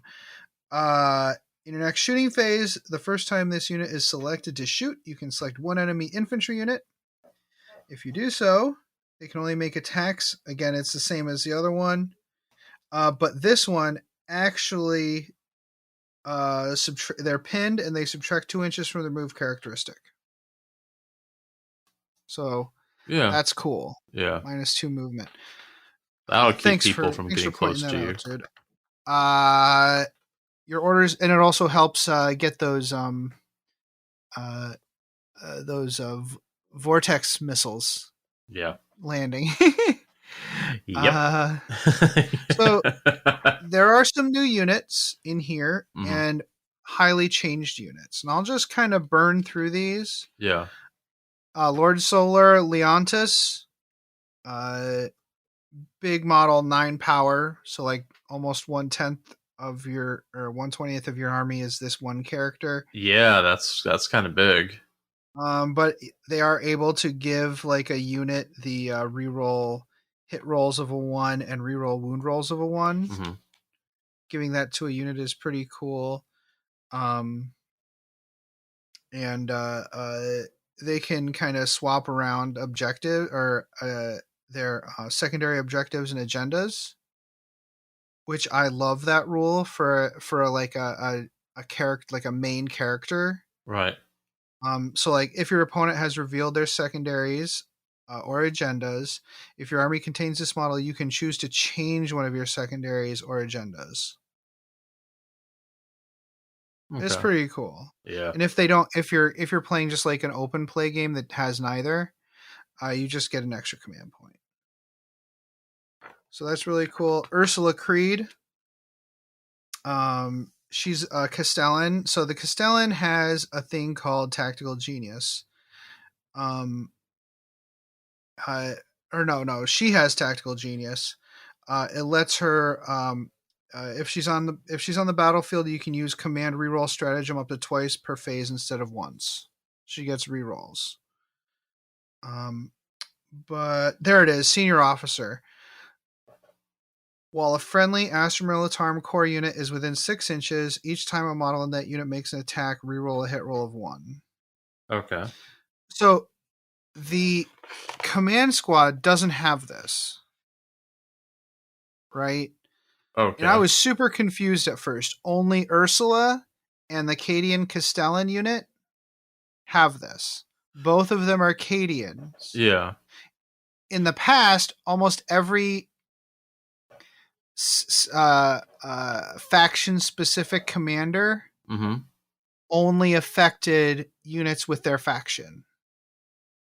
But these two do not only affect their faction. Okay, so they affect everyone. They affect everybody who's in your regiment. And again, this is all about like how every regiment is kind of mixed these days. Right. But at the same time, since you're not bound by any lore to say that your independent character, or your character unit that provides the senior officer aura, you don't have to say they're Cadian if you don't want to. Oh, okay. You could just say there's something else, right? Yeah. Okay.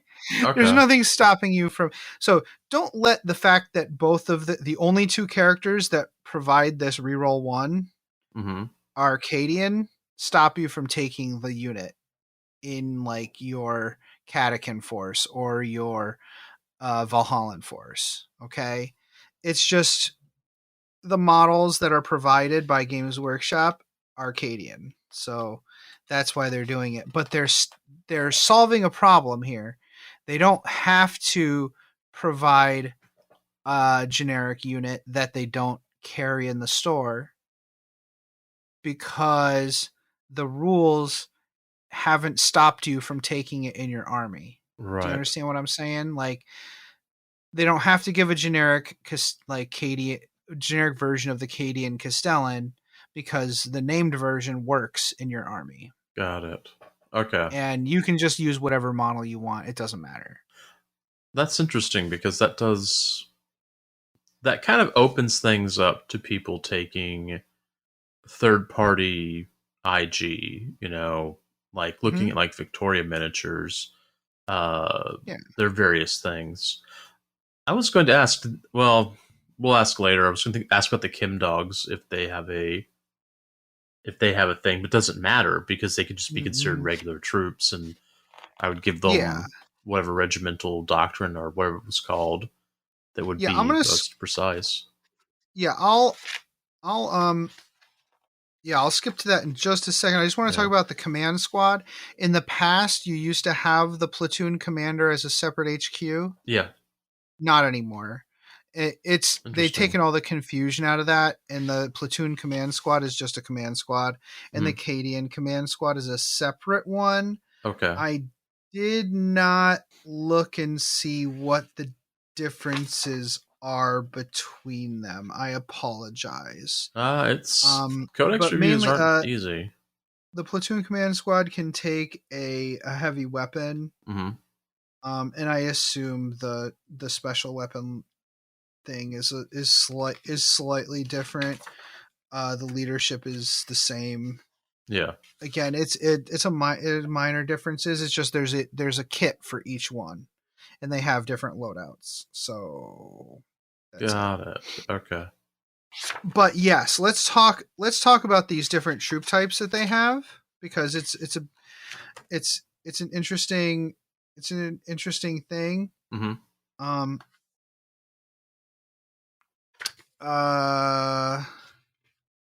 Hold on. Okay, in the book we have Cadians, Death Corps, and Catechins. Right. We also have just a generic infantry squad. Okay. And like the differences are, there's not many differences if I'm being honest. Okay. The infantry squad can take a heavy weapon team. The Cadian shock troops can take 2 special weapons instead of doing that. Got it. Actually, they can't even take it. They can't even take a heavy weapon. Really? You can. Yeah, you just take. You can have 2 special weapons. Okay. Both of the squads can take the Voxcaster if they want to. You can just a smattering of differences in gear in there, and the Cadian shock troops have a special rule called shock troops. When they make a ranged attack, an unmodified hit roll of a 6 scores 1 additional hit. And that really works well with the Born Soldiers Regimental Doctrine, which, if you roll a 6 to hit, it automatically wounds. And then it has a note at the bottom: if it automatically wounds as a result of the doctrine, for the purposes of any other rules that are triggered on a particular wound roll, that attack is considered to have been made with an unmodified wound roll of a 6. So, yeah. Shock Troops pretty cool. Yeah. Just a little extra rules there for them. And again, just because you're playing Valhallans doesn't mean you can't have legally distinct Valhallan shock troops. Right. Right? Yeah. You can have Valhallan shock troops. Don't worry that your data sheet says Cadian on it. It just truly doesn't matter. There might be some stratagems that I know that there are some stratagems that target specifically like Catechin units and stuff, but it doesn't mean that your army has to actually match it, right? Yeah. It would help if, say, you have a unit of regular Valhallan infantry and a unit of shock troop Valhallans, that the shock troop Valhallans have something cool about them that makes them a little different. That way your opponent can tell the difference. Yeah, that's it's amazing how that helps a game get along. Yeah. Yeah. Then the Death Corps, they are tough. They rolls of 1 to 2 automatically fail to wound against them. The Catechin Jungle Fighters, their cool rule is when they're the kind of the opposite of the Cadians. Instead of scoring 2 hits on a 6 to hit in the shooting phase, they do it on the combat phase. Got it. Okay. So if they're fighting, they re-roll rolls of they score 2 hits on a 6 to hit. I can't tell if the model they're showing in here is a new model or if it's an old. I think it's an old Catechin model. It would be nice if they re-released these guys. Yeah, it'd be nice if they re-released a few things. Although I just don't think they're going to re-release some of that stuff, only because then they would be kind of responsible for keeping the range up to date. Well, here's an interesting thing: the wargear options for the Catechins. For every 5 models, Jungle Fighter's lasgun can replace with a flamer, and then 1 model can replace lasgun or. Oh, sorry. One fighter with a lasgun can have a Voxcaster. There's no other equipment upgrades for these guys. So in the past, they were just like a plastic. I think in the past they had all the options. So I wonder if there is going to be a new Catechin kit. That would be nice. Yeah, I would like to see that. Yeah. There's new Kazarkin, which are elite Cadians. Yep. I dig those models. They are awesome looking. Yeah. You still got this Sergeant Harker looks pretty new. I think that there are new Cadian Catechin models coming out. This Harker is definitely new.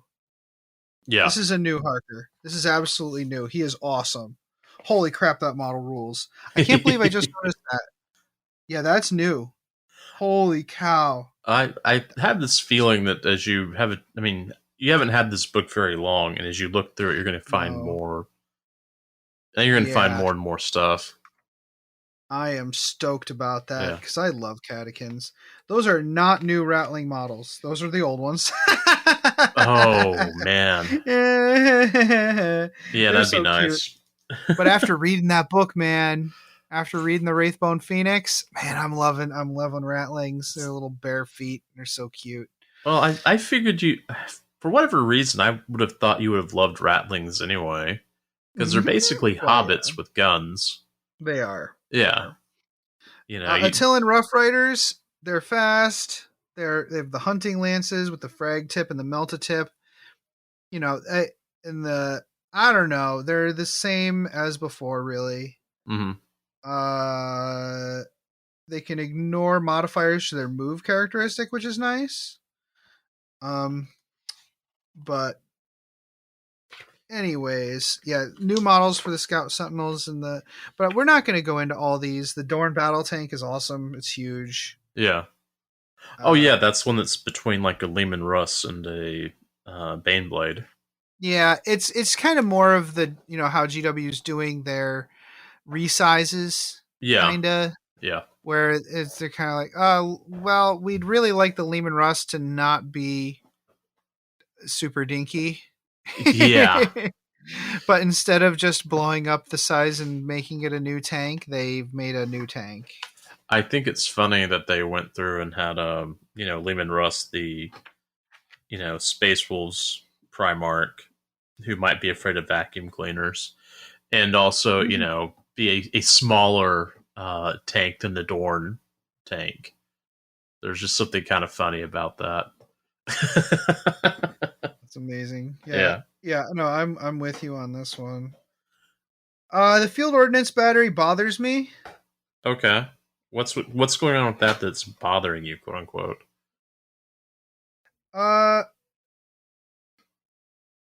It's a mobile artillery, right? Like, but it's got a movement of 6 inches. There's no penalty for moving and shooting, except that they're heavy weapons. So it's obviously a very large. Yeah, it's a really big field artillery gun. Yeah. So I don't understand why this thing can move 6 inches and shoot. Well, remember back in the... I think it should have a 3-inch movement, if anything. Oh, okay. Because I was thinking back in the day when, what was it, 7th edition, and you had a Bane blade that vehicles only moved 6 inches. Yeah. And he just kind of inched it forward. This is two troopers standing on a base, or 2 or 3 troopers standing on a base, I forget, with a big artillery piece. And the artillery piece is able to move 6 inches and shoot. It just annoys me. Yeah. That's all. It just annoys me. That's all. Really, that's it for as far as I know. Oh, the Aegis defense line is in here. Oh. Which I thought was an interesting point. Finally. Yeah, nothing else. None of the other fortifications are in here, but the Aegis defense line is. Took them long enough. Okay. Right. Well, I mean, it's used by so many people. I mean, I've got an Aegis painted up, and I even know where it is. Wow, that's actually kind of a shock. But yeah, I know where it is, and it's painted, and I never use it because I could never remember where the rules were. Yeah, it's really weird though. Oh, is this also a new model? I love this. This is a new model. Another one? It is. Yeah. They're putting out a new Aegis defense line. It's got Seriously? spikes on it. Yeah. Well, it's weird, right? Because I was looking at the rules. I'm like, these are weird rules. It's treated as an area terrain feature with defense line, light cover, heavy cover, defensible. I'm like, the Aegis defense line isn't an area terrain feature. No. What are you doing? Apparently they're making a new model that actually makes sense as an area terrain feature, I guess. It must encircle or be an L. It looks like an L in the picture. Interesting. Yeah, this is definitely a new model, dude. So I'm looking on the GW site, and the Aegis defense line is not there. Yeah, they must be totally replacing it. Okay. Each time a ranged attack is allocated to a model while it is receiving the benefits of cover from this terrain feature, worsen the AP characteristic by 1 as well. Yep. Okay. That's nice. Good for them. New models. We're just finding out. I should have looked a little bit harder at this. Yeah, no, there's Aegis is not on there. Defense line is not on there. Nothing. No. Yeah, so new Okay. model coming, guys. All right. Well, everybody probably already knows by now. By the time this is released, Yeah. no wonder they wanted us to wait until the 19th to release this. They have a whole week of reveals to show people. Yeah. We're recording this pretty early because I'm going on vacation. So, okay. Vacation Jason- translation. You're going to mini wargaming. So whatever. Mini Yeah. you can Okay, vacay. let's take a quick break so I can go pee-pees. And we'll come back. This episode, we were like, this is going to be a short episode. We've been recording for 2 hours and 10 minutes. No, It's fine. We I think we basically have just blown that out of the water. Okay. That's Yeah. true. I'm going to go pee-pees and we'll come right back and we'll talk about Crusade. Come here, boy, get the ball. Come on, Max, get the ball. Mom, Max won't get the ball. He's lazy. I think I know why your Zote is being lazy, Jenny. Why, Mom? Because you forgot to feed him his Zotabix today. Oh, no. Oh yes, Zotabix contains all the nutrients and random animal parts a growing Zote craves. It not only provides our Zote with the energy it needs to play with you and protect our home, but it also keeps its chitinous shell fresh and shiny. Oh, boy, I'd better feed Max his Zotabix. Yes, you had. Zotabix is made in part from grade Max, A time for Astra dinner. Militarum post-engagement byproduct and is infused with 112 essential vitamins No, and Max, minerals down. harvested from your Zote's natural habitat, the finest desert depths. Ah! Zotabix is available in any shopping center on worlds where Zotes are allowed or where the Imperium's inexorable influence has not yet reached. I was wondering how long it was going to take you to stop me. I was wondering myself. Okay, go for it. Welcome back to Adam and Jason figure out in real time all the new stuff in the Astra Militarum range. Yeah. That's kind of funny. I mean, well, Well, yeah, it's like, yeah, hey, look, there's a new Aegis. Huh, Aegis is on the website. Okay, cool. So Crusade rules. Funny story. The example Crusade force on in here. First of all, people have been complaining about it. Well, one person has been complaining about it. I don't know why. Anyways, one of them is Chris Peach's Crusade Army, which Peachy. he doesn't work for Games Workshop anymore. Oh, he doesn't? No. Okay. He's working with a paint channel. But his Ventrilian Nobles are in here. They're super cool. Yeah. I love them. They look gorgeous. They use the heads, the same heads I was using for my army, for my Cities of Sigmar army, Cities of Nagash army with the plumes. Oh yeah. Yup, but they've been around for a really long time. Right. But he's done something so he's got some elite units, a couple elite units in here that are painted slightly differently. Like they have more black in the armor. And this is exactly the kind of thing you can do if you want Cadian shock troops in your Valhallan army. Maybe they have a blue-gray armor, or something. Yeah, I don't know.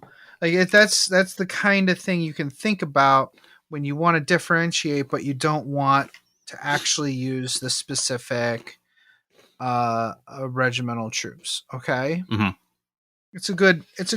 I think it's a good thought in here. But let's talk about this. The new Crusade basic rule, the new Crusade rule for Astra Militarum is tours of duty. This is really interesting.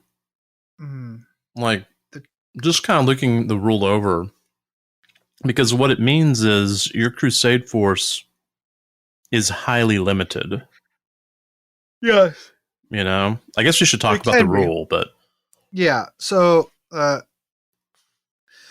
the tour of duty lasts a random number of battles with a random number of victories. So 2d3 plus 2 battles. Yeah. With d3 plus 2 victories. So you could win all your games, but you would still have to stay in the field until you complete your tour. Yeah. Or you could stay for the maximum time or your full tour, but if you don't actually successfully complete your objective, you don't get to leave until you do so. Yeah. Once both of these numbers reaches 0, the tour of duty is complete.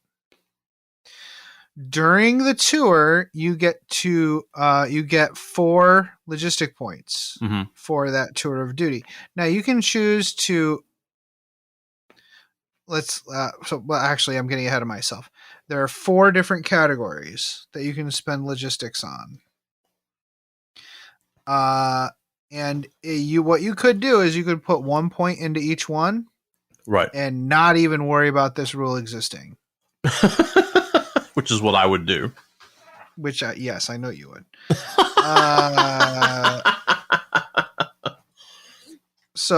Or you could have a surplus in 1 or 2 of them.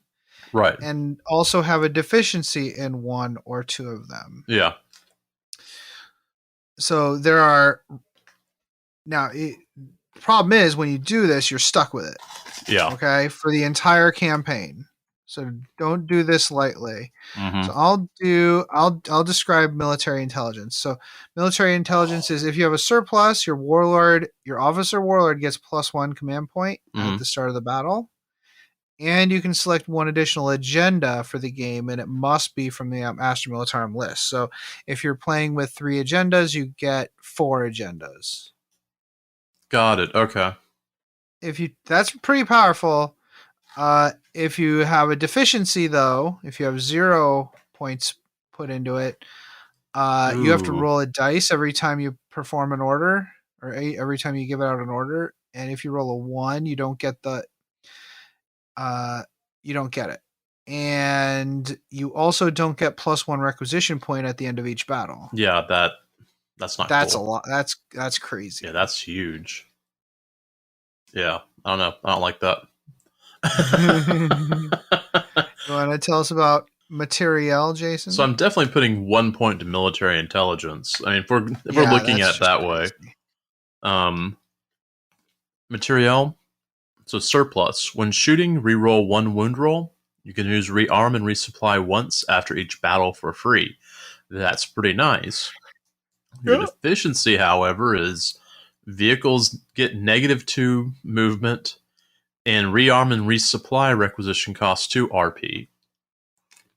Remember how I said I'd just put 1 into each? It's looking like that would be better every second. Yep. Okay, go ahead. Tithe pool. If you have a surplus, during your command phase, add 1 destroyed model to each core infantry unit that isn't at starting strength. Yeah. Yeah. You can also use fresh recruits or repair and recuperate requisition once after each battle for free. However, if you have a deficiency in this, if your warlord is not on the battlefield, you don't get the Battleforged CP bonus. The increased supply limit requisition costs 2 RP. All right, the fourth one, which is just proving that I should just put 1 into each. Surplus morale, or it's morale, and surplus is +1 leadership across the army. Battlefield experience gets you 2 XP instead of 1, which that's all pretty. of the surpluses are amazing. Yeah, but the all of the deficiencies are okay. horrible. Ready for this deficiency in morale? Yeah. -1 leadership across the army. Okay, that alone makes me want to go ahead and move it to that 0 point. Then your units can't be marked for greatness, which I think that actually for you that's great. Yeah. So you don't have to upgrade any of your guys. Yeah. If I can do this with my demons, I'd be like, okay, cool.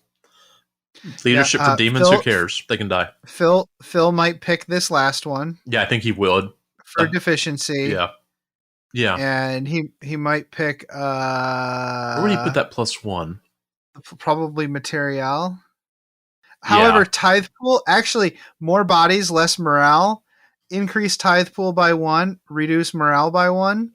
So even if he does lose guys all the time to attrition, he would just add more throughout the game. Yeah. Okay, so that would work. I think that would be the one. Yeah, I think so. All right. So at the end of every tour, so during your games, you get commendation points. You get 1 at the end of each battle, or if you win the game, you get D3, which, you just roll in 1s. It's fine. Yeah. You can also use agendas to earn more commendation points when the campaign is over. So you don't get to spend these as you play.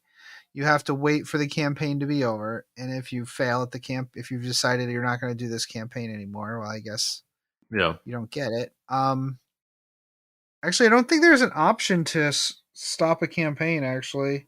Unlike the other Crusade rules, I actually don't see a way. You're stuck there until you finish your campaign, which is very Astra Militarum. So that's fine. I approve of that. So when the campaign is over, you can award campaign medals by spending commendation points. So we each picked 2 of these. Jason, which one? What's the first one you picked? I chose Decree of Dispensation because it made me laugh. Okay. And now I can't find where. On page 132 of your hymnals, and it is 2 commendation points. Okay, there's the campaign medals. Where is it? Okay, there we are. There we are. Okay. Where'd it go? Okay. Decree of Dispensation. As close to admitting error as Departamento Munitorium gets, this award offers thanks to those who have averted the repercussions of an administrative mistake. Its mere mention can guarantee special access to assets and material. That is amazing. Yeah, You're basically blackmailing. This is the blackmail. Yeah. I'll be honest, I didn't read the rest of it whenever I chose it because I thought that was so funny. But officer units only. Once per battle, if this unit is on the battlefield when you use an Astra Militarum War Gear stratagem, reduce the CP cost of that stratagem by 1 CP. Note that the CP cost is only reduced for that use. Any future usages of it cost normal amounts of CP. That's to stop people from gaming the system. Yeah. But yeah, you get basically 1 at -1 once per game. That is pretty great. I'll be honest, just the flavor text was the reason I chose it. Oh yeah, no, that's beautiful. I chose the Medal of Laudable Service. That's a 4 commendation point one. That's an expensive one. Only those whose regimental service is sufficiently lengthy are granted this medal. Their long duty denotes hugely varied campaigns alongside numerous other regiments, often resulting in various additional battlefield skills. So they've learned from other regiments. Mm-hmm. Core unit only. Select 1 doctrine from the list, and this unit has that doctrine in addition to others. So it basically gets to have another regiment's doctrine, which is so cool. I think that's neat. And definitely something you'd only do in Crusade. Yeah. You could actually game the system. All right. Merit of the Strategium, 3 commendation points. The merit of the Strategium has been awarded for a wide variety of commendable actions, shrewd forward planning, instinctive preparation of battlefield assets, terrain intelligence gained through voluntary infiltration. All are deeds that sap the enemy's advantages at every turn. So officer unit only, before the battle, after the battlefield has been created. If this unit is in your Crusade army, roll 1d6. On a 4-up, you can choose whether to be the attacker or defender for this battle. Yeah. Which I think that's pretty good. If both players have that rule, then roll off. The winner decides who gets to be the attacker or defender. That's pretty cool. Yeah. I like that so much. Because that can change some things around real quick. I would have never thought about that one. I would have never thought to do that. That is so cool. Yeah, it's a good one. I chose for my other one, Medallion Resolute. 5 commendation points. I think this is the most expensive one. Oh, yeah. With conspicuous valor, these soldiers have held on to key battlefield locations, forcing back the enemy with firepower, and it is claimed faith. Mm-hmm. They get the objective secured special rule, and there's no limit as to which unit type can take this. Oh, okay. Yeah. So if your guys have like the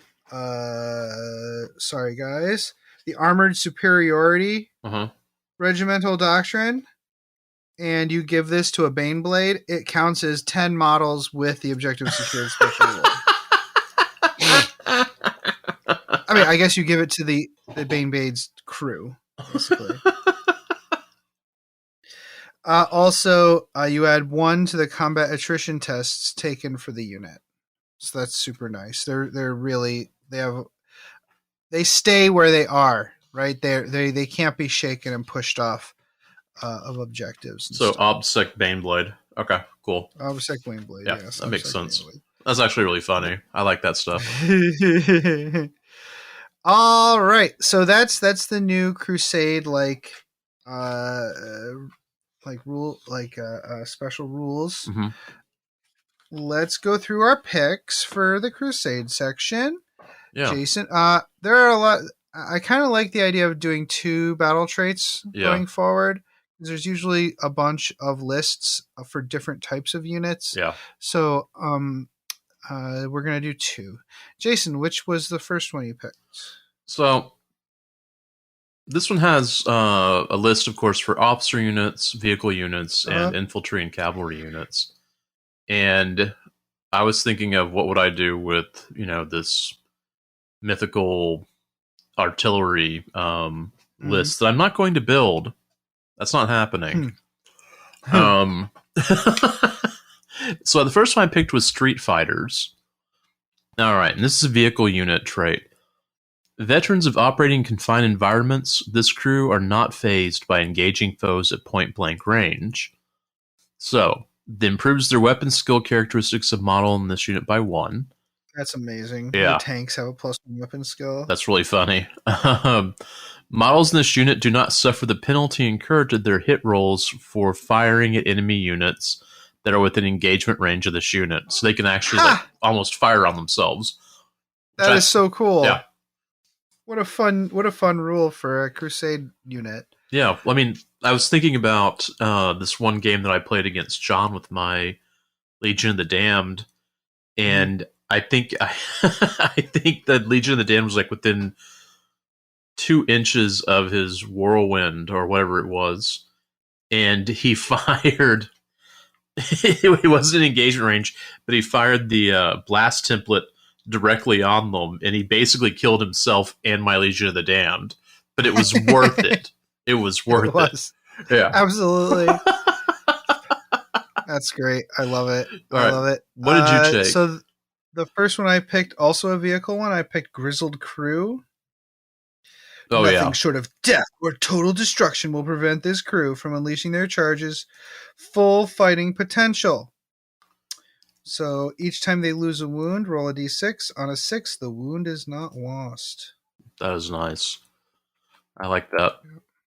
All right, I then chose, basically between the two of us, we chose all the vehicle traits. Mm-hmm. I then chose the third one, because there's only 3 for this, Battlefield Hunter. The numerous kill markings adorning this vehicle are testament to its crew's skill at destroying rival behemoths. I was thinking of, like, you know, a tank that just has all these little, you know, kill markers that are like, you know, other tanks and infantry units, and then like mutalifts, and then like, you know, grannies walking across the street with rockers or something like that. Kind of a joke out of one of the, out of a lot of different sci-fi things. So each time a model in this unit makes a ranged attack, if the target of that attack is a vehicle or monster unit, reroll a hit roll of 1 and reroll a wound roll of 1. Nice. So I think that's pretty nice. Yeah. I also think that you should have like a tank that has like a lot of really small, goofy kill markers. You know. Oh, absolutely. Yeah. Yeah. You're required by law to do that. Yeah. Comedy. My second one, I picked Guerrillas. I thought that made sense. Yeah. Hit and run troops outwitting their foes, disappearing suddenly. This unit is eligible to shoot in a turn in which it fell back. And they have a -1 to hit if they do that. I feel pretty bad about my first pick, so I'm going to pick a different one. Mm-hmm. I'm going to pick I for Talent. Always on the lookout for potential recruits, this officer molds soldiers into the perfect weapon. They get to mark a second person mark for greatness as long as they survive the battle. That is nice. Yeah. That is nice. I like that. Yeah. Okay. So let's see. Agendas. You picked a good one for this. It's almost like you're channeling Phil today. Right? I fire on my position. I don't know. I mean, I'll go ahead and tell you, but I mean, at that point, you don't really need to know much more. Even as they're overwhelmed, brave soldiers of the Astra Militarum may carry out one last act of vengeful defiance, calling in a creeping bombardment on their own position before whispering their last prayer to the God Emperor. So you're going to use this stratagem when a Voxcaster model from your unit or from your army is destroyed by a melee attack. Do not remove that model from play. After all the models in the attacking unit have finished making their attacks, roll 1d6 for each unit within 3 inches of the Voxcaster model. On a 4-up, that unit being rolled for suffers d3 mortal wounds. The Voxcaster model is then removed from play. If that model has the Cult of Sacrifice keyword, the stratagem costs 1 CP, otherwise it costs 2 CP. Cult of Sacrifice keyword, huh? Okay. Yeah, I think that's one of the regiments, the Cult of Sacrifice. Oh, nice. So So that's a really interesting and awesome stratagem. Yeah. I was wondering if you also picked an agenda. Oh, did I forget to? Yeah, you picked a Oh. stratagem instead of an agenda. Oopsies. Hey, but I'll tell you what, that's a perfect stratagem for you to pick Oh yeah. Where are the for that agendas? army. Hold on. For sure. I'll do my Yeah, agenda. do while you're do your looking. agenda. I picked Inspired Command. The central nervous system of the Astra Militarum is its command structure. Those who efficiently coordinate their platoons with a decisive and well-timed orders can clinch a lasting victory. So you keep a tally every time a unit destroys an enemy while it's it's being affected by an order. So like if you do fire on my target and the unit kills that target, you add 1 to your inspired command tally. And then you get 1 XP per mark. If you have a tally of 5 or more, your Crusade force earns 1 commendation point. So this is really cool. It rewards you for doing cool stuff with orders, and it affects your commendation points during the game. I thought that was interesting. Okay. I cannot find agendas in my Page 134 of your hymnals. Yeah. There is advance for the Emperor, which lets you puts units, in your opponent's deployment zone. Arming the Assault, which is like a supply drop marker tally agenda. Mm-hmm. And Propagandist Coup, which looks interesting.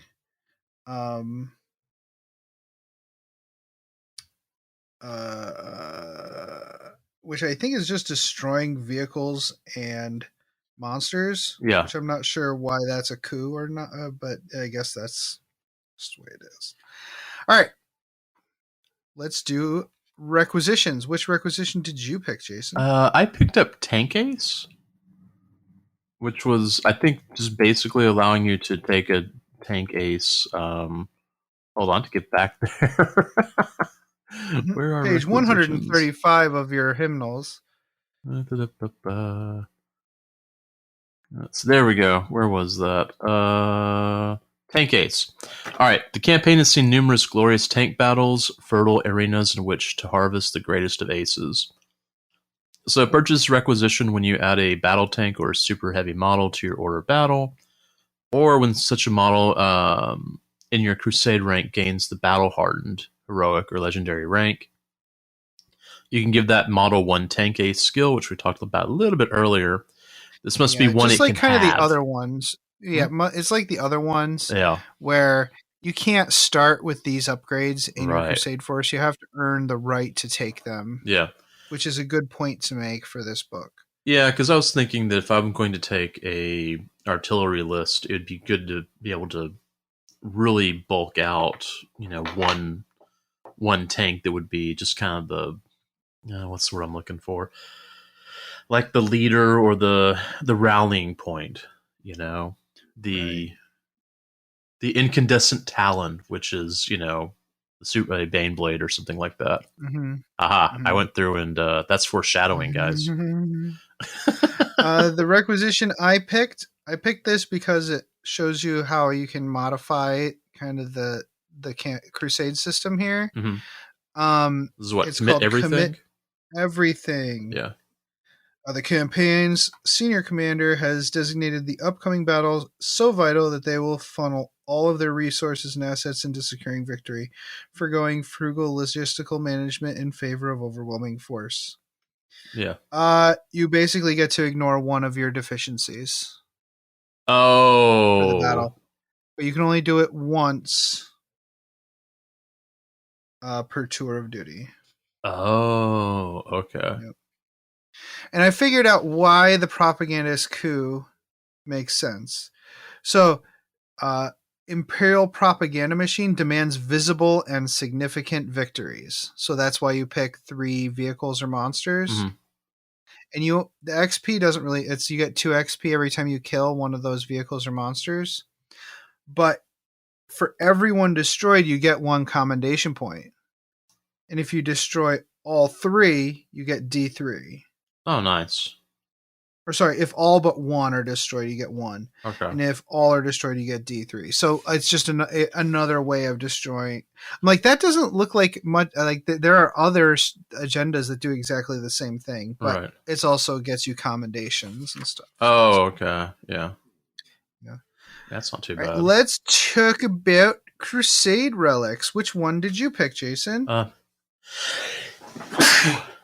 Science. Sorry. All right, so I Okay. took the, oh boy, pronouncing this is going to be fun. The Mhm. Morian Lance? So, I think so. Morayan? Morian? Yeah, something like that. Whatever. This archaic plasma pistol bears the engraved sigil of the Forge World of Moray, long since destroyed in the philosophical schism that carries its name. Oops. Its coils and shielding thrum with frequencies some engine seers have likened to recursive loops of arcane logic as it unleashes blazing bolts of fiery star matter.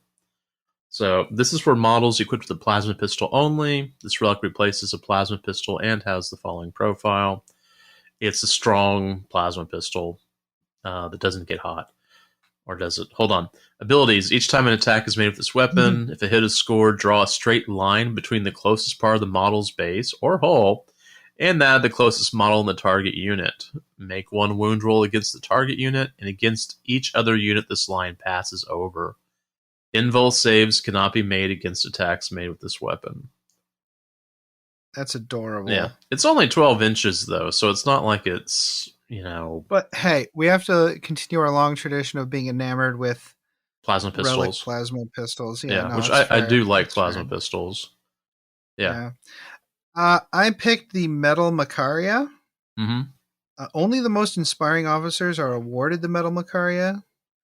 The Macro Foundry, where these incredibly rare honors are struck, remains a closely guarded secret within the Departo Munitorum's Divisio Honorum. Mm-hmm. But it is said to hold a unique hollow sculpture of the famed Lord Commander Solar, against which the likeness on each medal is scrutinized for a year before being deemed worthy. Okay, so I guess year? like Okay. someone actually looks at the medal for a year. That definitely sounds like an Imperium thing. Yeah. That sounds useless. Yep, that's yeah. It is. You essentially get to do 2, or every time you give an order, that unit can when you get the first time you give a unit an order, they can have 2 orders instead. Oh, okay, yeah. It's pretty cool. Yeah. All right. I think we're up to the most important part. Oh, yeah. I have to humbly apologize that we did not do the name generator for the Votan. No, we did not. I only have myself to blame. Mea culpa. I am so sorry. I am so sorry. All right. I wonder, does our bot do D66? No. I don't know. I've already rolled mine though. You've already rolled yours? Okay, yeah. And you chose a tank, right? Like there's Cadian names, Catechin names, Krieg names, Talern names, Valhallan names, and Vestroyan names, all of which only have 1 name. Yeah. Tank names get 2 parts because they're more important than people. That's all right, Jason. Right. So I went ahead and rolled that because that would be kind of funny, and also because if I'm doing the tank stuff, that's what I want to do. And I rolled for the first name Incandescent, so that's number 43, and the second name Talon, which is 25. So Incandescent Talon, which that sounds like something with like a long range, That looks like it would be. Oh, Absolutely. Yeah. Yeah. And what are you thinking hey, about look at that. rolling? D66 actually. Does it work? Let's see. Let's see if it tries to give me like 33, 36. Mhm. I'm trying to see if it gives me something. Yep, 50. No, yeah. 5. Oh, so it's rolling. It's rolling 1d66, not 2d6. Yeah. Yeah. Yeah, it's clearly not doing that. Okay, so my first one, I did. Hold on, I'll just do it for real. Roll d6. Roll d6. 22. All right. 22. Oh, which name should I go for? I'll do Catechin. Okay. Catechin. 22. His name is Lance. Lance. Lance. Okay. Yes. I love these names though. There's Crazy Winters. Hardhead. Yeah. All the Catechin like half the Catechin names have nicknames, which is delightful. Fangs Lorson. Yeah. Wildman Vice or Weiss. Ice Creek. Yeah. Hell yeah. Slim That's Hasker. So cool. Slim Hasker. Yeah. That's adorable. Krieg. Whoa. Kagoric. Keist. Karis. Yeah. There's some fun little names in here. Wait, did I see Cobra? Yeah, under Catechin there's someone named Cobra and Hammer also. Yeah. Your knuckles say Cobra. Okay, so another interesting note real quick is that the Crusade section is in the back of this book. Okay. It's not stuck in between the rules and the units. Oh, that's nice. Yeah, I think that's good. Now, some people are like, "Oh, why is it in with the other rules? Nobody cares about Crusade." And, F those people. But at the same time, I can definitely see the point where not everybody is going to be using the Crusade rules, but everybody is going to be using the general rules and the units. So why would you put it in between? It doesn't make sense. Yeah. So I am on board with this change. Well, I will say that I've got the Thousand Suns book that I've been working out of, and the Crusade rules for it, and some of the other rules are just all over the place. I mean, it's just randomized. Just roll a dice, put it in a page. If they had told me that's how they put it together, it would make more sense. I'm assuming that's what they did. There's like, what does Zinch say to do? Roll the dice. Okay, it's fine. We'll do that. Yeah. When it comes to layout and everything like that, I'm gonna be honest. I think the Astra Militarum Codex represents the culmination of 9th edition. Yeah. And if every codex was laid out like this, it would be great. Yeah. And like the lore and everything works perfect. Like the way they did the lore is really good. It's slim, but it's gonna be slim for the guard because there's so much lore out there. You'd have a huge tome if you tried to put everything in it. You'd have books. As far as layout, you'd have books. Yes, just you would lore. have books. Just buy novels. Yeah.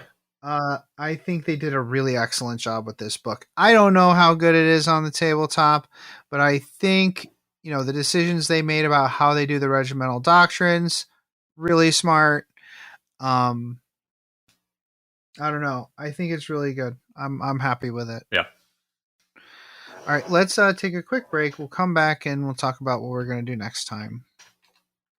Potty break. I need to have a potty break. I gotta pee. I've had a coffee and some water and some coffee and then some coffee again. Hey Archons, does 9th edition have you feeling like the Slith Party bus just doesn't have enough party for you?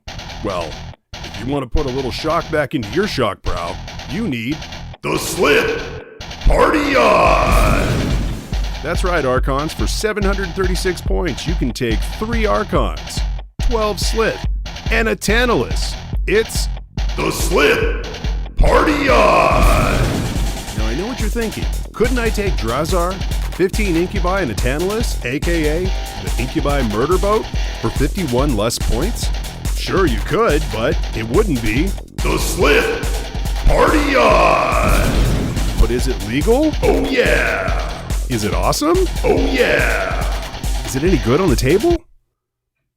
No! It's the all-new Slith Party On. Sort of awesome. Party On! Really hilarious. Party On! It's the Slith Party On!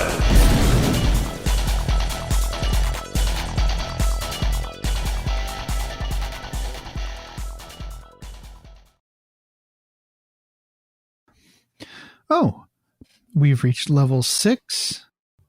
Welcome back. Well, that nice short recording. Yeah. Ended up being almost 3 hours. That's fine. Yeah, it's fine. We're okay. Jason. Yeah. Thank you so much for coming on with me. And Oh, talking yeah. about the Astra Militarum. I'm very excited about this book because, our entire campaign, I'm going to be running units from this book, so it'll be good, and it's nice and easy to use. I don't think I'm gonna use the requisite, I'm not going to use the actual Crusade. What do you call it? The Tours of Duty. Oh yeah. Because we're playing a specific narrative. Yeah, no, that would Wait actually for not that. be good. But I will end up using, the battle traits and Crusade relics and stuff like that. Oh yeah. Obviously, I will be going ahead with in the battle traits. I'll definitely be going ahead and using those. And of course, all the other stuff, the new units and the units in general and stuff like that. I'm gonna probably try out the Kazarkin and the Scions. I'm gonna try out using different units and seeing what best represents this Crusade army. Mm-hmm. Because that's gonna inform how I put the real army together when I start doing that in January. Yeah. So. Right. Yeah, I know, right? That's funny. Yeah. Okay. I mean, I may end up using the Cadian squad because they're better. They're more representative of what might be on a ship as a void. But again, just the Scions themselves also, and the Kazarkin as well. So I don't know. The regular infantry squads would be an interesting thing. Anyways, Jason. Yep. Next time we play, we're going to be playing another game. Mm-hmm. Scenario 3. Scenario 3. I forget.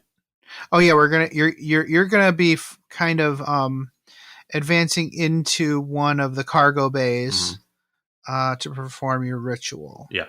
Right. There's also going to be some talk of other rules that we can't talk about just yet. Mm-hmm. So that'll be a slightly longer episode. And then the episode after that will be our 200th episode, which will be yeah, I know, right? Wow. That one is going to have the explicit tag on it. Yes. So keep that in mind. It's going to be our Christmas episode. It's going to be our S show. So I don't expect me to be sober. I'm probably not Jason either. So don't expect editing either. Don't expect any editing unless someone, I don't know, randomly drops like a NDA situation. Oh yeah, that would be. That's about it. Yeah. That's about all we're gonna honor in this case. But until then, play the game the way you want to. We'd love it if you could give us a positive rating and review on iTunes. If you'd like to keep in contact with us, you can follow us on Facebook or Twitter by searching for Masters of the Forge. And you can follow our hobby progress on Instagram with the hashtag Masters of the Forge. If you'd like to engage with us directly, you can always join our Discord server. To do so, or if you have any questions, topic suggestions, or if you'd like to advertise your creative hobby endeavor, contact us at mastersoftheforge@gmail.com. Please consider supporting us on Patreon at patreon.com/mastersoftheforge. Thanks. The music used in this podcast was made by Parad of the duo Sublevel 3. The track is used with his permission. This podcast is protected by the Creative Commons Attribution, No Derivatives, Non-Commercial International License. More information about this license and contact information if you have any requests can be found at our blog, mastersoftheforge.com. It's such a good feeling to play games your way. It's such a happy feeling 40K'ing away. And when you throw dice with story in mind, it's such a wonderful way to unwind. It's a good feeling, a very good feeling, the feeling you know that we'll be back when the fortnight's new, and we'll have new ideas for you, and you'll have things you'll want to talk about. We will too.